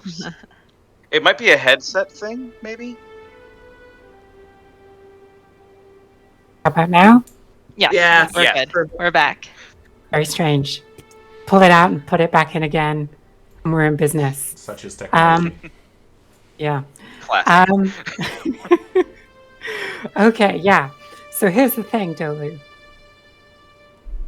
If you don't tell us everything about this constable, about these things that you can do, it's not just going to be father's life on your conscience. There's going to be my best friend's life on your conscience as well. So I'm going to sit here with my friends who are going to give you those impressive fashion folios. And if you tell us what we need to know to make sure the truth is entered into the law, if we don't get that, then we're going to have a problem.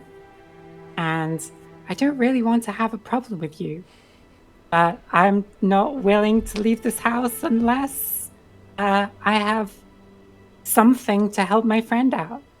So why don't we, as friends, just talk, share this tealess water, and get to the bottom of this ourselves? What do you say?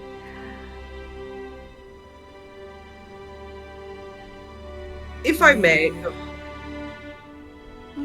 Okay, if I may, I will also offer that not but a few hours ago, I dealt with 3 ruffians. We're perfectly capable of taking care of ourselves, and also witnesses that come and talk to us.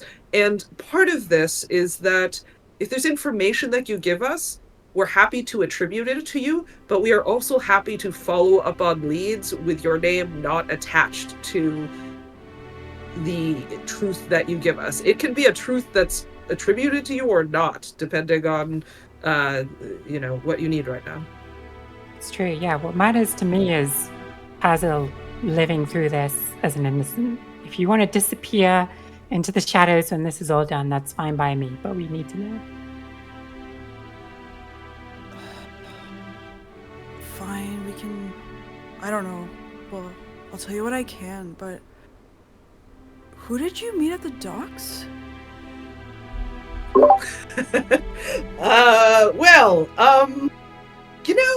it was a sort of a quick exchange. Didn't really have time to catch anybody's names, but a captain of some sort. And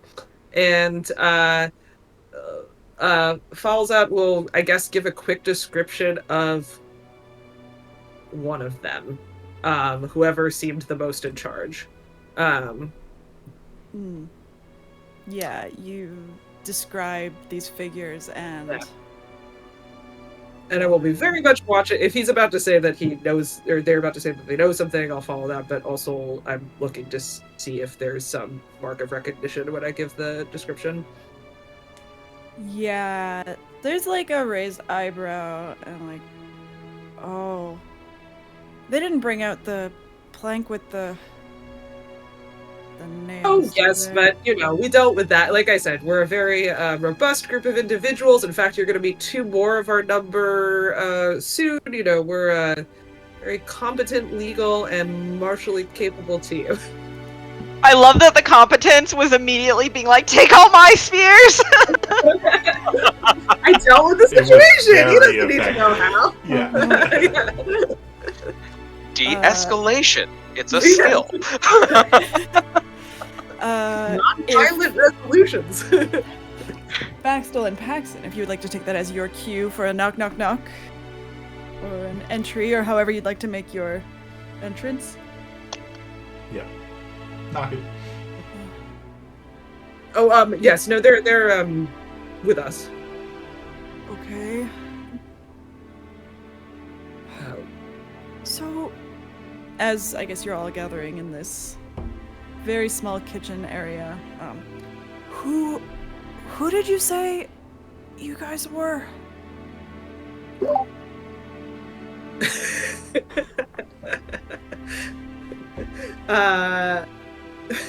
With the defense attorneys? Yeah.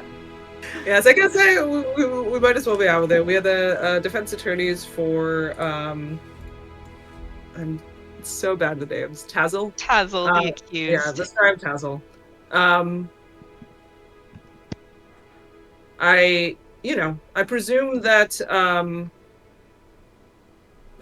Vala has or your mother or somebody has spoken to you, so they're operating off of whatever you shared. But we also know that the only witness testimony that was entered in was not your actual spoken words, but a, barely legible few sentences. So we figured that, there might be something that you wanted to say that those, that maybe some folks on the opposing side were trying to make sure that you couldn't say.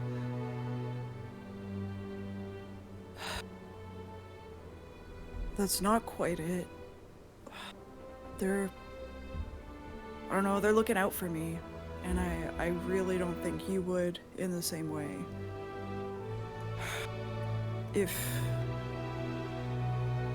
I don't know. I could tell you some things, but I need to know that it's guaranteed that I'm not, gonna be in trouble, that I can go away. If you are innocent, the law will take care of you. We will fight for your rights in this situation. And, having heard our co-counsel discuss in sidebar, if you wish to remain anonymous, we will protect you as a source.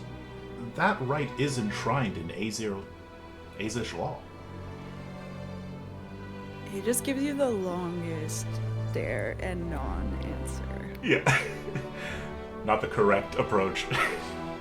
All of that can be decided later. Arnix kind of leans in.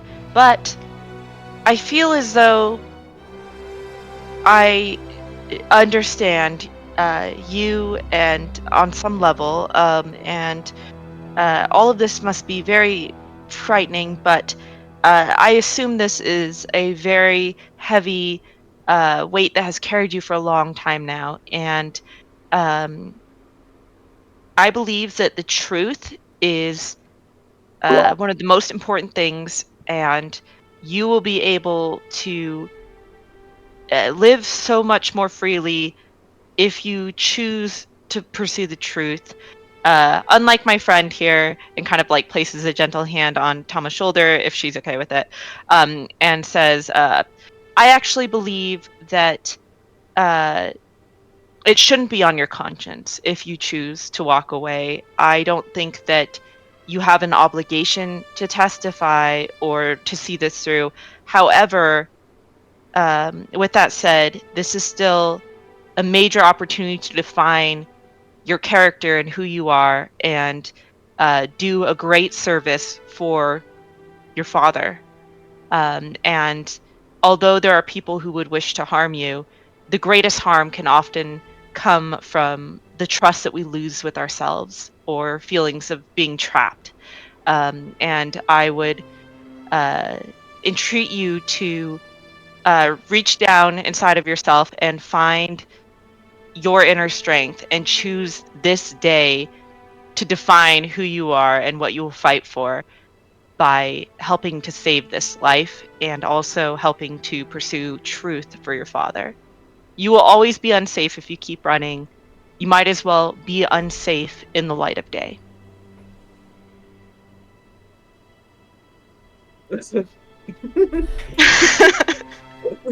He looks so torn and just keeps like looking down at something in their collar that almost seems to move for a second.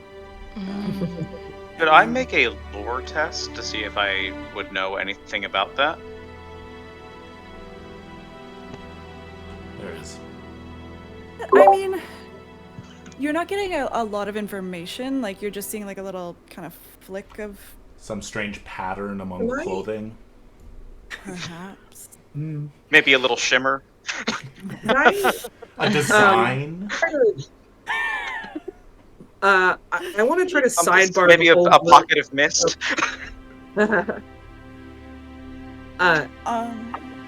Sorry. Sorry. So, yes, you can give a lore check, and if someone also wants to, this would be a good opportunity to insight check on Dolu, if anyone wants to do that. I will do so. Can I aid Paxton's insight? Sure. That's a dirty 20, my lord. Okay. With advantage, natural 20. So 26 with opportunity. Yes. We're rolling high now. Yeah. So this all kind of comes together in your collective minds, kind of piece by piece. So, Baxter, you're looking at that pattern, and I think even Aronix, you're like, you know, that is a Leofor certified clothing item, but that pattern is the exception. What's going on there? Is this a fashion choice? And Baxter, you're looking at the movements and you're thinking about a book that you read on the Knights Radiant, and how, you know, one of the orders was said to bond something called a Lyser, that kind of is known to be dark color, blend into surfaces, and change pattern. So that comes to mind for you. And then for Paxton, so I think Falzette does try to pull you for a sidebar. You might get a couple words to each other. When you realize that Dolu faltered when you said the word innocent, as in if you are innocent. And it's starting to come together that there's... The protection they're asking for is not witness protection, it's get me out of here, get me off of this, I've done something very bad. What's that in your dear. collar, kid? Nothing. I think that Yeah. part of you wants to tell us, Sure. and we may be wrong, but I think part of you is ready to finally say something that you've been maybe stewing on for a long time now. And just she kind of lifts her Spren chin. enjoy it when you Yeah. lie straight through your teeth like that?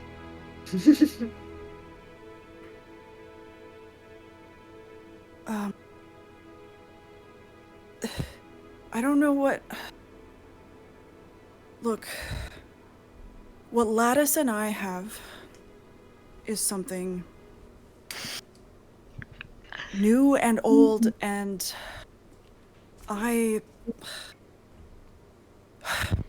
he wants me to say something too, but You can say it. I don't want to... Say the words.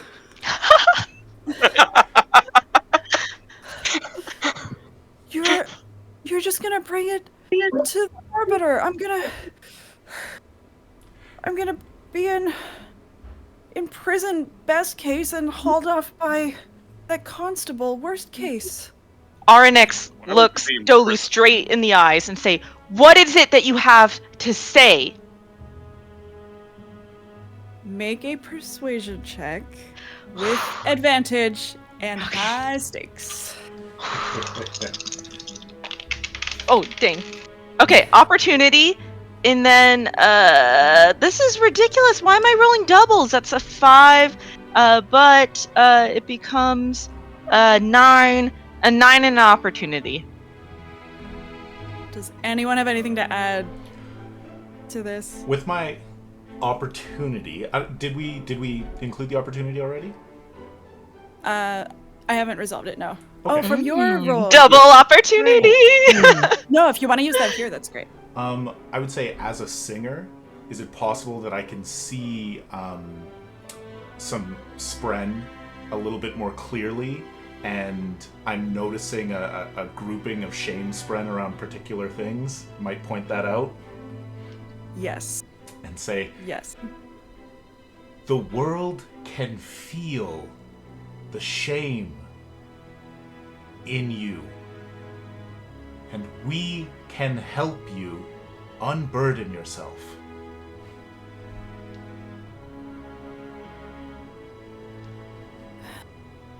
With your opportunities combined. Dolu looks from you all, lingers on Paxson, and then longer on Arnex. And then down at the Spren, who you gather is Lattice.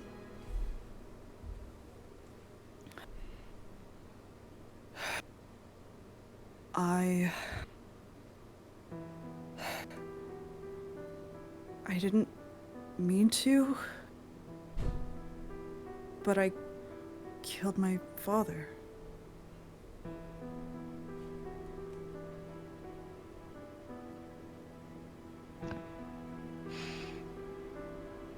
What do you mean you didn't mean to? Arnex is just like, shut up! Like the under the table kick. Yes, child, please continue. Free yourself of this burden. Tell us everything. We believe you that you didn't. Could I actually use my predict talent?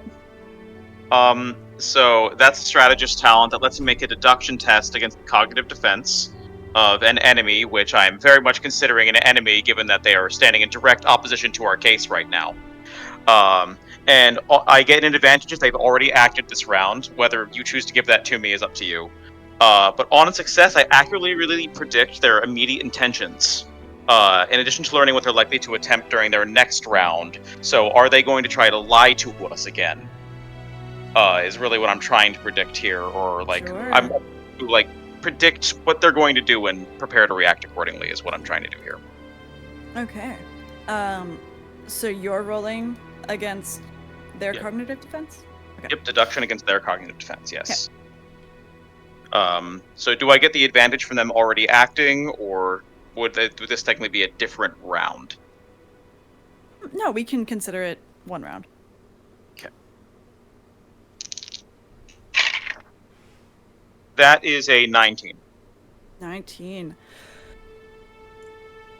You get a sense that they're kind of out of the stamina to keep up lies in this moment. Like, there might be deeper stuff that they haven't admitted to themselves, but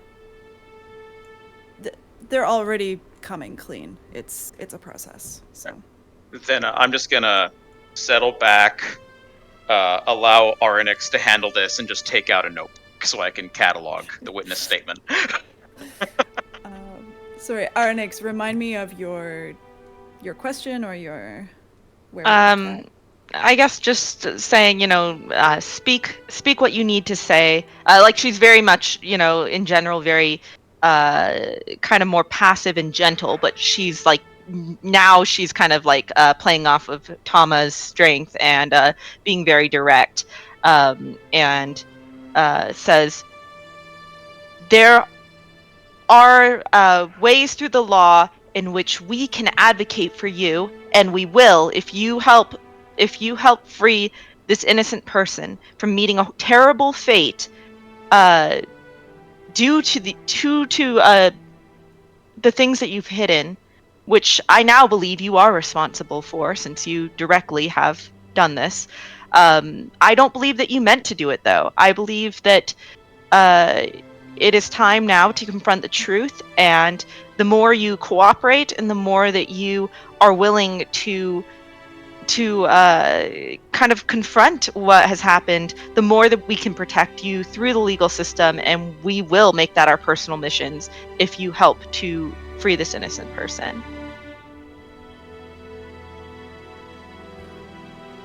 Okay. Yeah. Okay, I didn't mean to, and like looks pointedly at Baxtel. We believe you. Lattice and I are still learning what we can do. Okay? We... Look, I get involved with, and looks to Falzat, with some trouble at the docks. Well, it started with fashion folios, actually, because I was... Azamir and this region is just, like, so stuffy, and everyone with their, like, patterns and writings and all of that nonsense, and I wanted to look at designs. I wanted to, like, learn how to make cool things and express myself, and my parents didn't really like that. And they didn't want me to go to the Institute of Fashion, and so I started, like, sneaking around and seeing if I could, like, get some of this myself. And I met these guys, and they're like, hey, why don't you, like, help us offload this stuff too and trade it for us? And I didn't know they were stolen. And then it was, I don't know, some gems they got from some island, and I didn't know they were fake. I don't know if they knew that either. And then next thing I knew, they also had, like, a soulcaster. And anyway, my mom wanted to buy that, so I was helping these guys out, and I was, like, talking about that and, like, my abilities with Lattice in my journal, and, like, my dad found it, and he started going off about how he was gonna bring me to the Arbiters, and he couldn't believe this, and I went to, like, steal it from his study, okay? But I wasn't gonna, like, go in as myself, because I'm, like, taking something from the Vizier's study, because even though he's my dad, like, I'm not allowed to be in his things, and he gets his attendant, Ibazik, to, like, I don't know, scout for him and stuff, so... Anyway, I went in, and Ibazik wasn't there, and I tried to get out of his desk, but then my dad came in. I guess he left his meeting early, and I'd snuck in as as this scribe guy that I saw all the time, because he's always with my dad, and like I figured no one's gonna say anything, because I can do that. And he like does a wave and changes their face to look like Paxton's. Fully falls backwards out of a chair. Also gasp. And you notice particular, like the clothing is immaculate, except for any patterns and writing you're wearing. Nonsense. And then like changes back. So anyway, I went in just to get the thing, and then my dad came in, and we had this whole fight, and Eddie took my notebook, and he was like, there's an arbiter waiting in my tower right now, and I'm gonna go show him. And I didn't know that he was bluffing, but anyway, I ran after him. And then I confronted him at the top of the tower, and Lattice was there, and I was like, Dad, I know that you didn't really love me, and you treated me really bad, and it wasn't my fault. And then, I don't know, Lattice just like turned into a blade, and then that was it. And I felt really bad, but I don't know, it was a mistake, okay?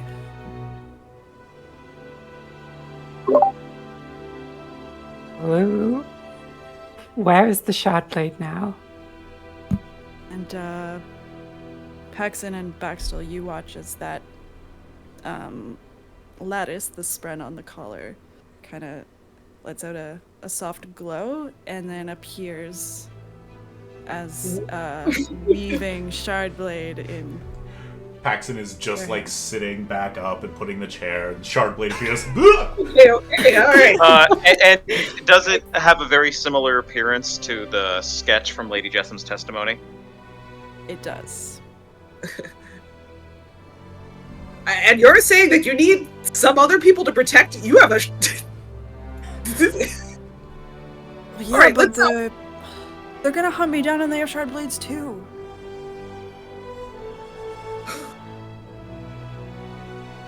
Who, oh, well, this is, this is like a bit. Yep. We can make, so if you come and testify, we can make it so the paperwork hurdles they will have to jump through in order to get to you are so arduous and unreasonable that they will maybe tend to others first, or hopefully we can keep them from harming you or others through this process that they have to go through. I know typically they have some type of, I'm not very familiar with it myself, but I know typically they have some type of jurisdiction that supersedes different policies. However, there are certain policies that cannot be superseded, and he's just like nudging Baxtel, like, hurry, mention a few. And we can arrange for that. In fact, being able to tell your story in front of an audience is required to bring into play some of these policies that we can use to protect you. And I will rattle off the exact codified laws and of all of this, as it's being mentioned. And when the speech kind of dies down a little bit, so I'm like, so you burned the notebook? The one found with your father's body? I didn't. I think it was my mom. And she found me. the time fabrial. What happened to that? Mom found me at the top of the tower, and I couldn't keep up. I was still wearing a guy's clothes, but I said, Mom, which made it really obvious, and then she, I don't know, just jumped into action and was like, break that fabrial, run away, I'll stay here, and I don't really know what happened after. But I did sell her that soulcaster. I understand that Vizier does not have very many soulcasters, and we certainly could use more. However, there's just been so much that's happened here. I think that, again, it's better to get up in front of it. I would not tell your mother before testifying because she clearly has other ideas of what needs to happen.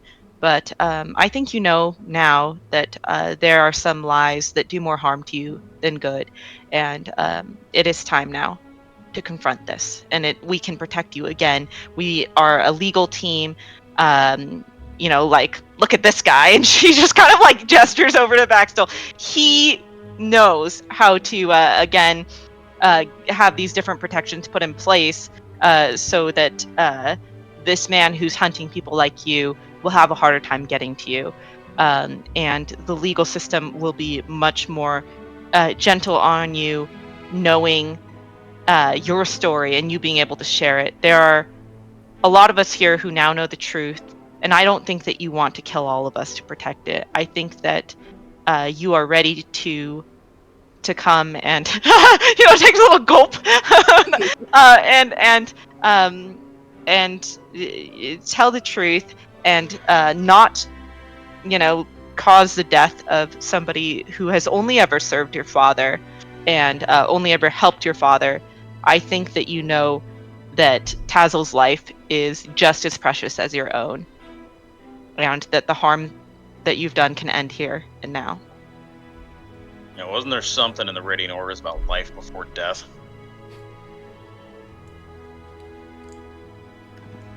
Looks around. There's a living person who needs you. Seems to become aware that they're holding a shard blade. And for like the split second, it's like, well, I could do a lot more death. And then starts Yeah. and then no, I don't want to hurt anyone else. I don't want anyone else to die. That's not who we are. Can look, you find the strength and courage to help an innocent man? If you want me to, I'll confess.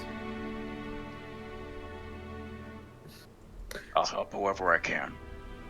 And I know a lot about Azish law. Look, if I have to go to the dungeons, it's not great, but I can at least own up to my part in this, but you gotta promise me you'll go after that constable. He's bad news. Tell me everything you know. I'll search through my evidence, see what I can find. Anyone who abuses the law for their own ends is unconscionable. Also, there's a lot, this isn't canon, I'm making this up. There's a law that states that if you are on trial and with potentially facing a leave of execution yourself, you cannot be executed prematurely to your trial. Therefore, this constable will not be able to harm you until at least after your trial, but we will protect you during that trial, just as we are protecting Tazel right now. I think that actually is canon. Okay. Cool. That's what Perfect. happens to Lift. Oh, that's right. That's right. Yeah, no one's allowed to kill you until we do. that was an unoriginal thought, but apparently more valid. It was in the deep knowledge. It was in the deep knowledge. Yeah, I mean, I don't know if there's anything about, like, somebody being a minor when a crime happens, but that's,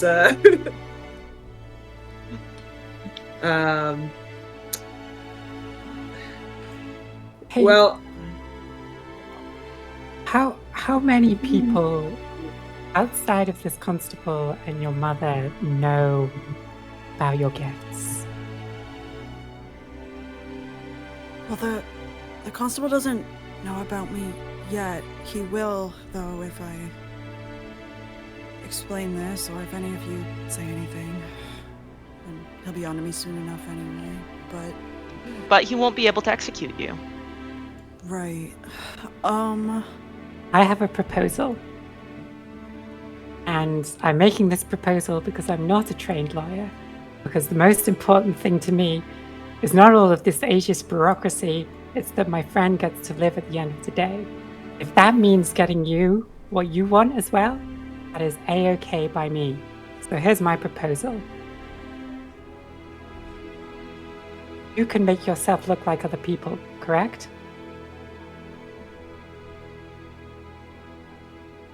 What if your father wasn't dead?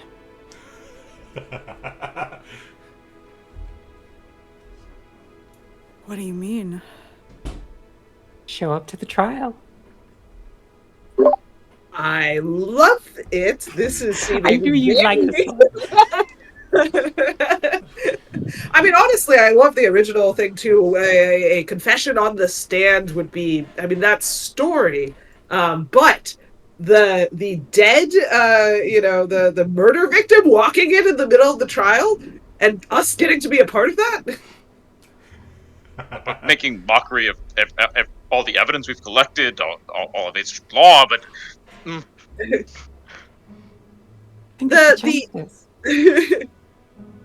Hey, no body, no crime, okay? but there categorically is. Are you suggesting we Well, also steal a body? I will, if there's any sort of persuasion or whatever for this absolutely harebrained scheme, I am like adding to that, willing to roll it. Yeah. And I would give you rousing presents. So above the table, we'll just ask you to choose what you want to persuade Dolu to do, because there are a couple options here. I am totally sold on the dead guy shows up in the middle of the courtroom trial and says, everything's chill, case adjourned. But at a very dramatic moment, like right at the end. But I can be reined in if, more moderated voices pipe up.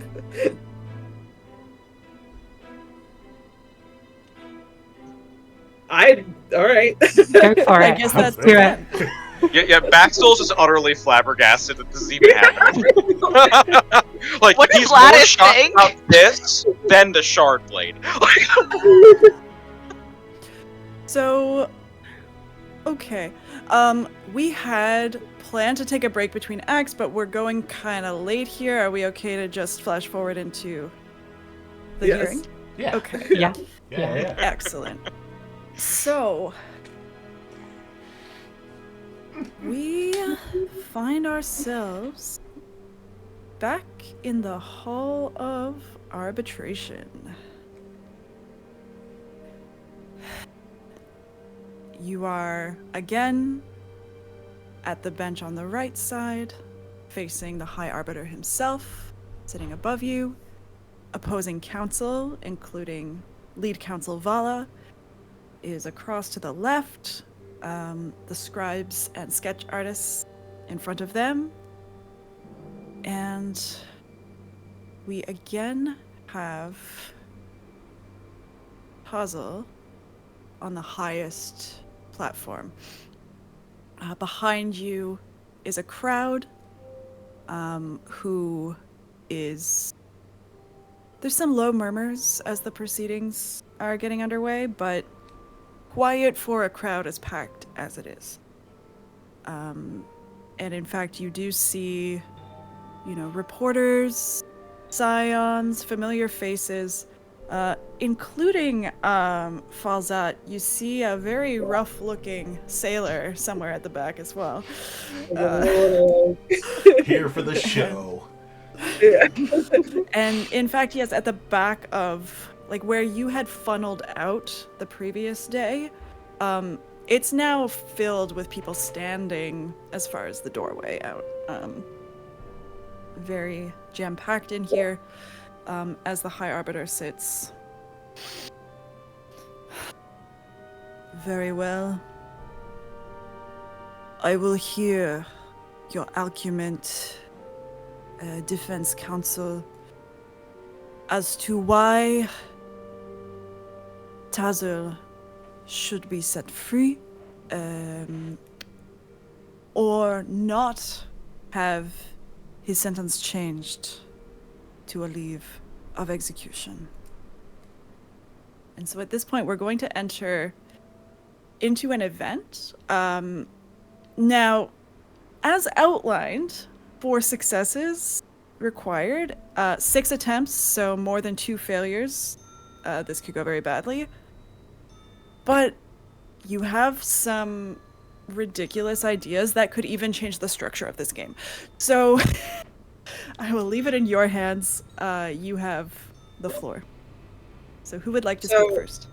So I will say that I think that Fazl's was very much like, we have to build up the stakes of this. We have to lay out every other, thing that's going on, really tell the story, bring up all the cases where there's sort of uncertainty. And then and we really have to let the other side hoist themselves, they also speak. They get to say whatever they want to say. In fact, they are a unwitting, accomplice in what we are about to do. So they get their whole time speaking, and then at the end, crescendo. Our dear friend Dolu comes out, or I should say, the Vizier comes and gasps, standing ovation, curtains closed. What could go wrong? And we're the legal team of the century. So anyways, that's my pitch, and I was trying to, I've tried to structure it where it's definitely very much the last thing that happens. And if we need to flash back at all for our arguments, we can do that as well. But okay, so sorry.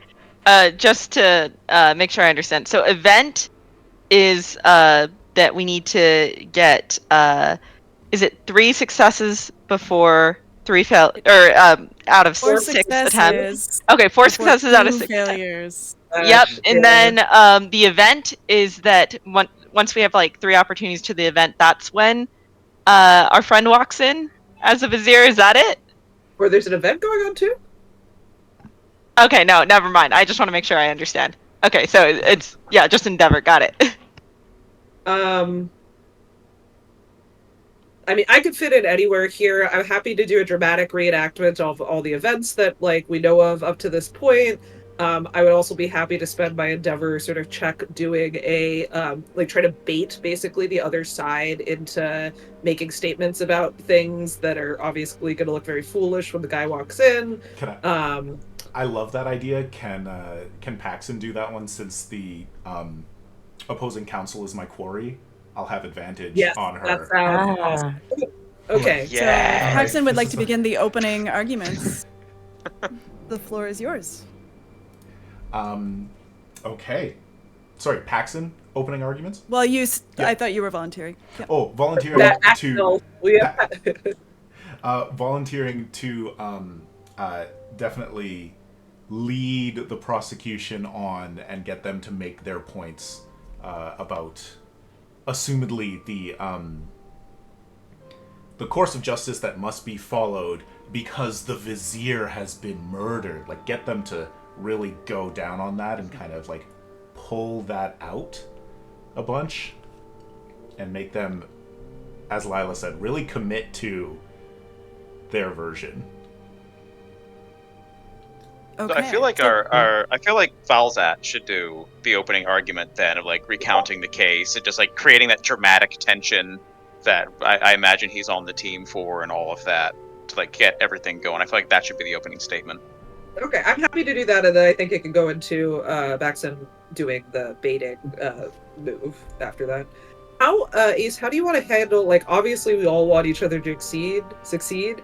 How are we, is there an aid mechanic, or, because we would all be aiding each other all the time, so I don't know, yeah, just feel free to tell me how you're aiding each other, or if someone wants to hold up evidence, or flashcards, or... I think I will take, if she allows it, Arnix to be kind of the other actress that's playing some of the parts. This is a full-on reenactment of the events of the day or whatever. Arnix will be mortified, but do it anyway. Oh, okay.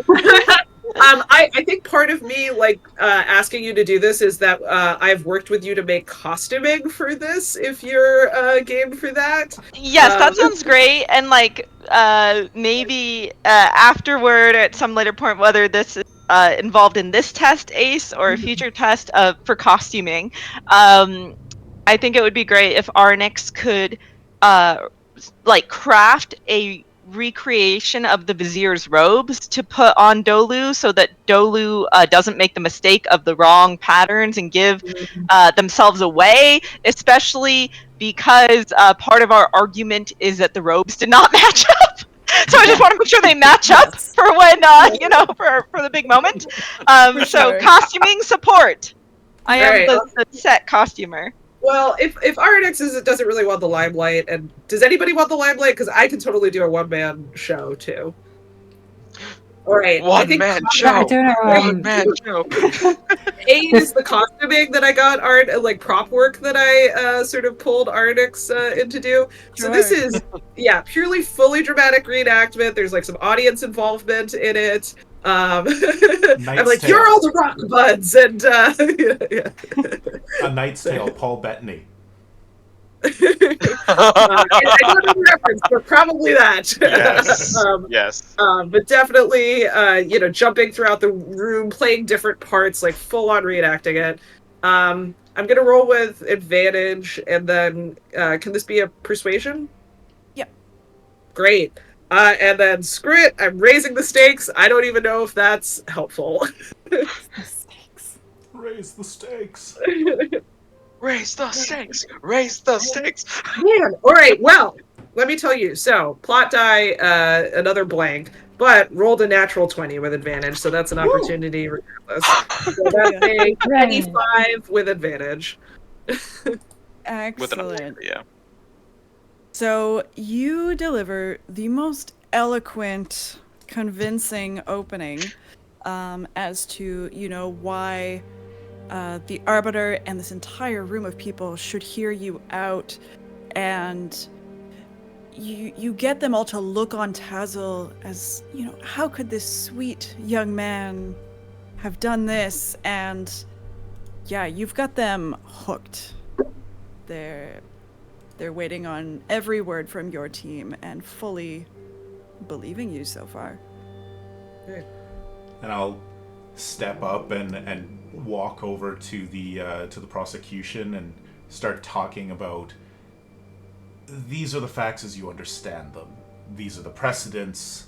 These are the and so on, and really looking for any sort of cracks in the confidence of the prosecutor, and as soon as I notice one of those, baiting them into overstating themselves or really pushing back on anything I'm saying.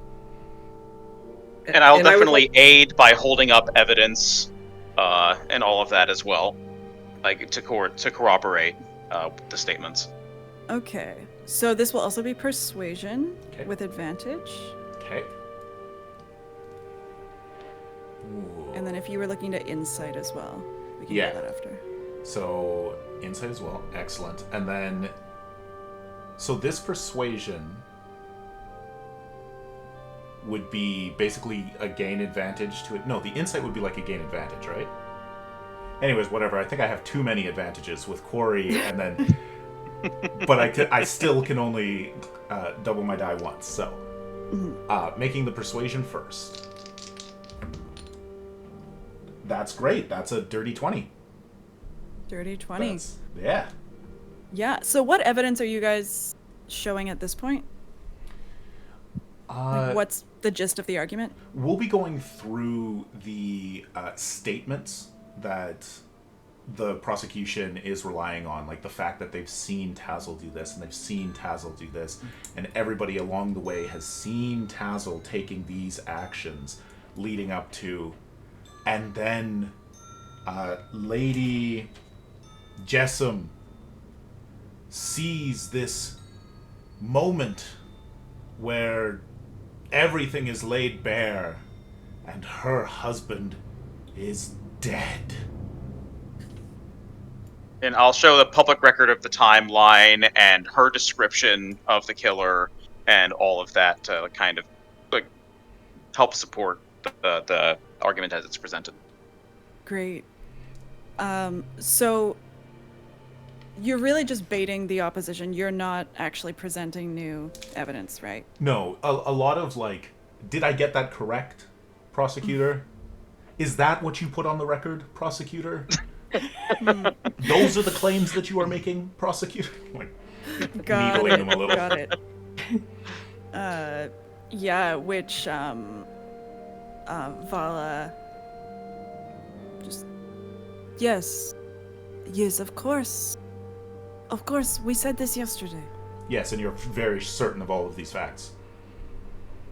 Why wouldn't I be? Why wouldn't you be? And that's when I would like to come in, if I may, because after we left Dolu's the night before, if I may, I would very much like to do a deduction with my expertise in investigation and in Azish law, because I would like to try to scour the system and find Clerk Oka, so that I can kind of corroborate the timeline of Tazel's notebook to call into question the entire public record of events. Okay. You want to treat this as like a flashback to last night? Or... Yes. Okay. Yeah, Sure. if I may. Yep. All right. Come on, no whammies. Okay, that's 16. 16. Yeah, you were able to find Oka at a nearby academy library, who had left the Vizier's palace after the traumatic events. And what information were you hoping to get out of her? I'm just hoping that because she was also in the meeting, that Tazel was recording this timeline in, if she would be willing to go on the stand to corroborate the timeline that he was there that whole time. Sure, yeah. So she is now on the witness stand and has agreed to do that. Okay. And I'm not a public face of anything, but I would just basically, just go up. I submit item 12 for case 54.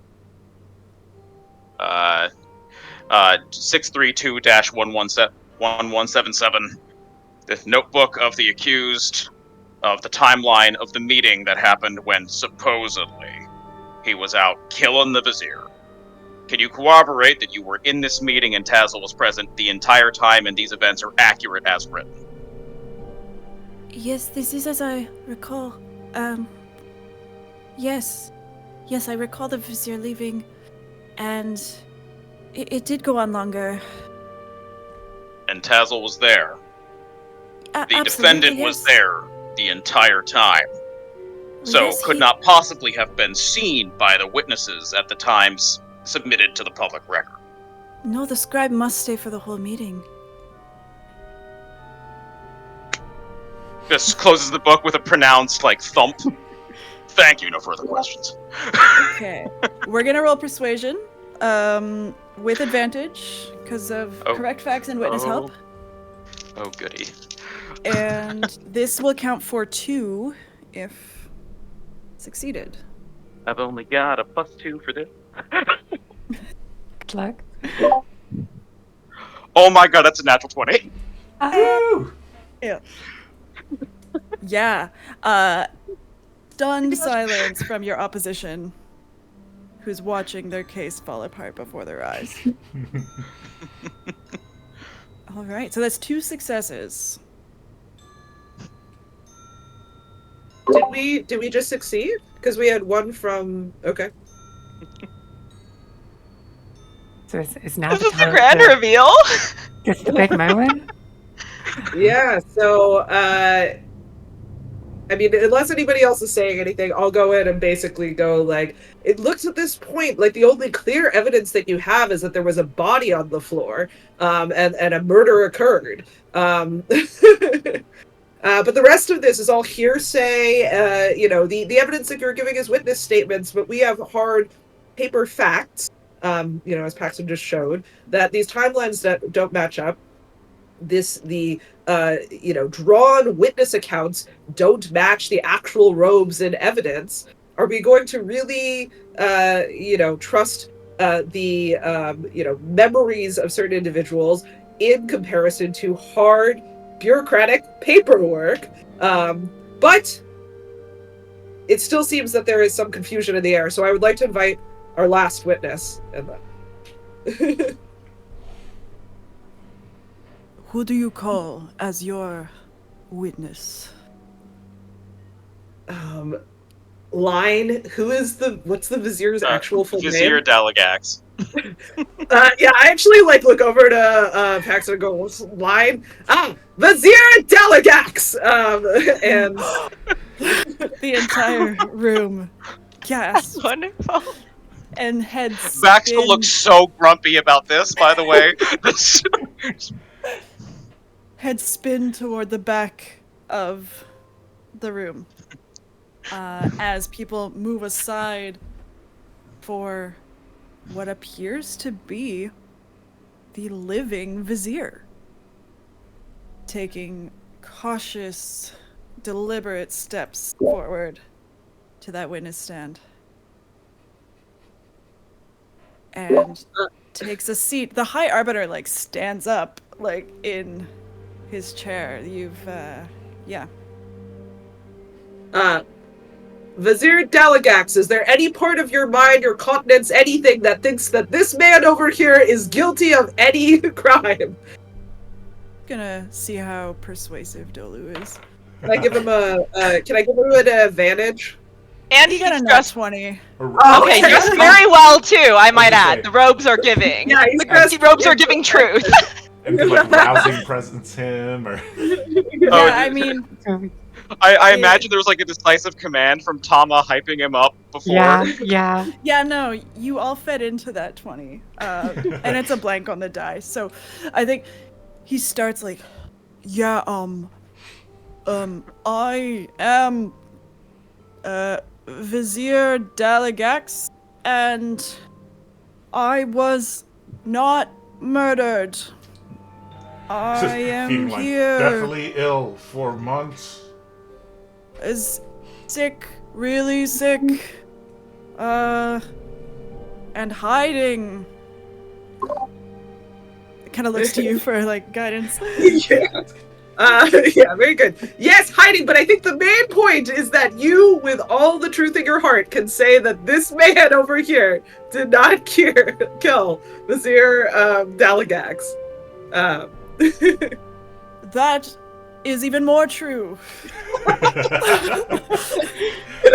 I'm gonna start a slow clap from somewhere. I don't know. Have Lattice be in the crowd making the sound of a slow clap beginning. Yeah, actually, I think you start to see a little glow around Tazzle suddenly. Oh, this sweet boy. Ooh. I imagine there's shock spread just all around. Yeah, just filled. I'm gonna faint for dramatic effect. Yeah, I mean, I think if nothing else is happening, I will say, and we rest our case. The High Arbiter, throws away the pages of, tracking arguments and kind of looks across to the scribes and sketch artists and... All right. It appears we will delay, perhaps indefinitely, these proceedings. We must let Tazzle walk free. All right. Unless, Vala, there is anything else that you can use to argue this, and she kind of, approaches. There was a body, and I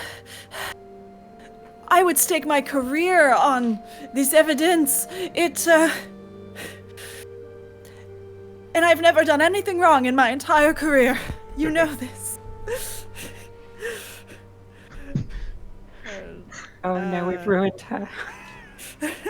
Insight check. Has she done anything wrong in her entire career? Well, before you insight check, you have 2 pieces of paper. Okay, yeah, actually I'll say never done anything wrong, and I will try to, take out the pieces of paper and weave a story of, I guess I'm going off script. Gesturing to the smugglers in the back, I'm guessing. Yeah, gesturing to the smugglers in the back, going off script, and basically being like, there is a piracy ring going on while we're, prosecuting innocent scribes up here. Definitely pushing my luck and being like, they're covering up a piracy ring with a soulcaster, possibly MIA. And you just see Lady Jessamine in the front row being like very concerned. She knows what's going on. Yeah, 100%. I'm also kind of confused because she has a guess about what's going on with the Vizier. Yeah. So she's like really not sure how to take this. I think everybody knows that like Falzad is just totally going off script, like just saw another way to be able to pull attention back to himself and like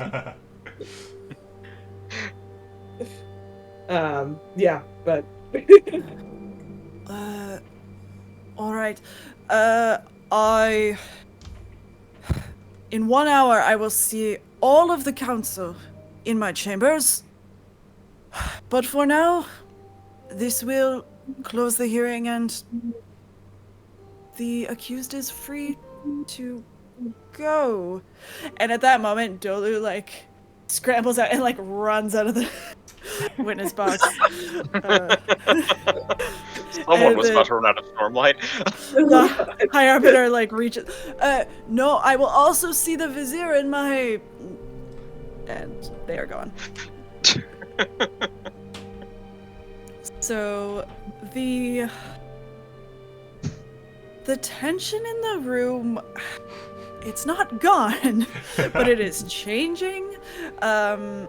There's definitely, I don't know, whispering beginning. You have won, and Tazel is able to step down from his position above, and Tama, you see as Denix runs and grabs him in front of your bench. Go in as well for the extra. I'll third wheel this. I have no shame.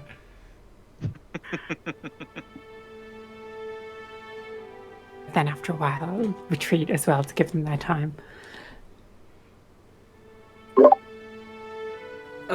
I am just trying to take the momentum of all the surprises and everything and redirect it towards, obviously the court should be dealing with this, docks, piracy, something or other. The poor Scion is back with all of the notes.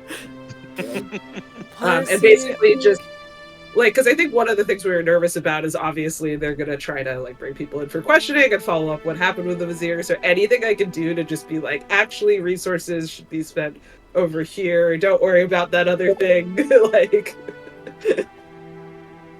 And you also see Jessim, shifty-eyed slip away, running after, presumably, the Vizier. Yeah. And, the Vizier. And Tazel, he and his partner, hug each other and then look to all of you. See? Told you nothing to worry about. Denix just blinking, can't believe what he just saw.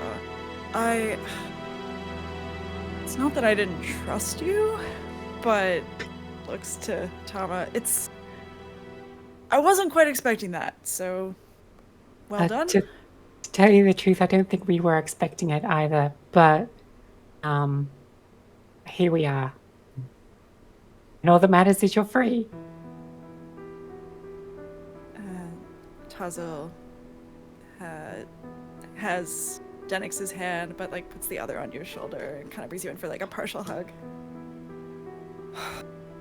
Never fail to surprise me. I knew we could count on you. A team. What a team. I am like patting Paxton on the back. We should have let singers on the team all along. Sorry, I'm patting Baxtel on the back, who looks very upset at all of this. Paxton is saying, no, but this is the important thing. Now we need to figure out the loophole in the system that this constable is attempting to use. As soon as we can close that, we can fix this whole situation.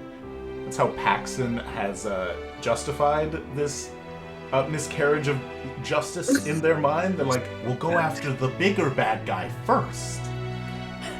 And as you say that, actually, you do notice what appears to be a Makabaki man with a white birthmark on his cheek. Oh no. Following Press after the moon High shade. Arbiter. Looks like it. Following after the High Arbiter, like, with a very determined walk toward one of the back rooms. Okay, but after the High Arbiter, not after the Vizier. Dolu's got some time to get away. No, Vizier is gone. Okay, good. Oh no. Yeah, Baxtel is going to get up, leave, go back through the labyrinthine halls to his office, and just begin tearing evidence down off the walls. like made a sham of everything he believed in. Gonna have a good old existential crisis. This might be the kick for you to become a Skybreaker, as you decide not to do that again.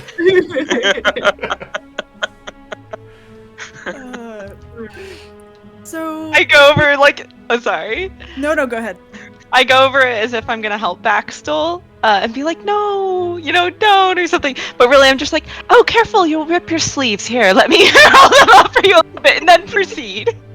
These are very nice sleeves. You wouldn't want to compromise the intricate weaving. And then, okay, very much proceed. Sorry to impose. So I think we find you all back in your HQ, which is Baxtel's place of work. That's just utterly torn to hell.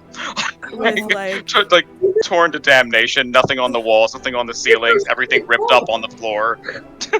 like drinks out, and strangely, guests include Tazel, Denix, and Dolu, who have all come to meet with you for whatever's next.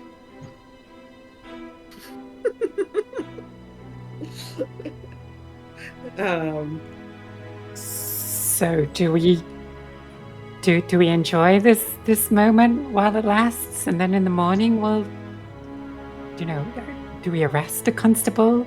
Do we flee for our lives at this man with the sharp blade coming to hunt Elu here? Do we own up to our terrible, I wouldn't call them crimes. That one.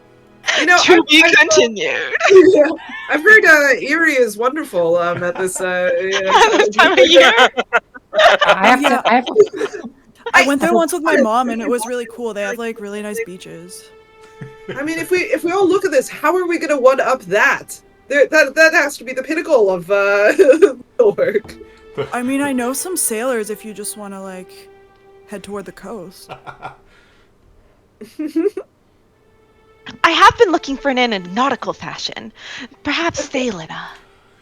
And perhaps you go to a nation without any extradition, and the legal team back here can work on your case. I've always wanted to see the Pure Lake.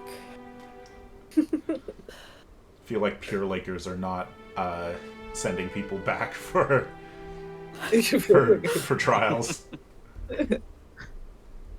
Although we know who tends to frequent the Pure Lake. was there. That's true. Spoilers Okay. for people who've read the books. Yeah, never That mind. sounds like a problem for another episode, for another installment. So unless there's anything else, as you enjoy this evening of celebration, you know, as shaky as it might be, for the moment, you feel like you've done something very positive today in freeing really 2 people from execution, most likely, in both cases. And, yeah, at least for now, the city is as safe as it can be. And there is hope for the future of both of these people. Thank you, Ace. This is so cool. Thank you, Ace. Thank you so much for running. And Yeah, like, thank you. What an awesome story. amazing, this super cool dashboard. Look at those spheres glowing. It Yes. looks so good. And all of the art. All of the art. Mm-hmm. All, Love the courtroom sketches. yeah. All your original you all. artwork, right, Ace? Mm-hmm. Yeah, the background is various stock images and effects, but the courtroom sketches, yes. Yeah. But also thank you for like taking all the time to put like the different conflicting evidence together and the different evidence packets you gave each of us. Like that, because it really helped. Like Yeah, and them for those together. who may be watching, like, everyone here had homework to do. There was different pieces of evidence that everyone had, and I'm sure maybe if you're catching the end of this, if you go back through, you can see kind of how those different pieces come in and work to tell the broader story. So There was paperwork. It is legitimately Ace-ish. Yeah. We'll all be doing a debrief after this. Yeah. yes, well, and So good. as we chatted about earlier, it was finding the balance between telling a simple story and like really being in that Ace-ish bureaucracy and having those stakes. So yeah, thank you all for these wonderful characters who honestly pushed this to directions that I did not think were feasible, because playtested this with another group and like they just made arguments. You like We blew convinced it the kid wide to open. confess, and then light weavings. It was great. Oh, and got him to swear an ideal in your presence.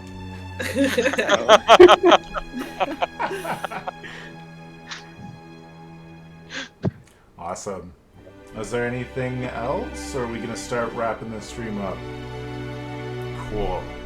Thank you so much, everybody, for playing. And like, this great group. So happy that we could all come together and play this today. Ace, again, thank you so much for this incredible game. For anybody watching, if you want to play the Cosmere RPG as well, you can get in as a late pledge on the Backerkit, opening soon, or you can go to Demiplane and check out the Cosmere Nexus, make your own characters.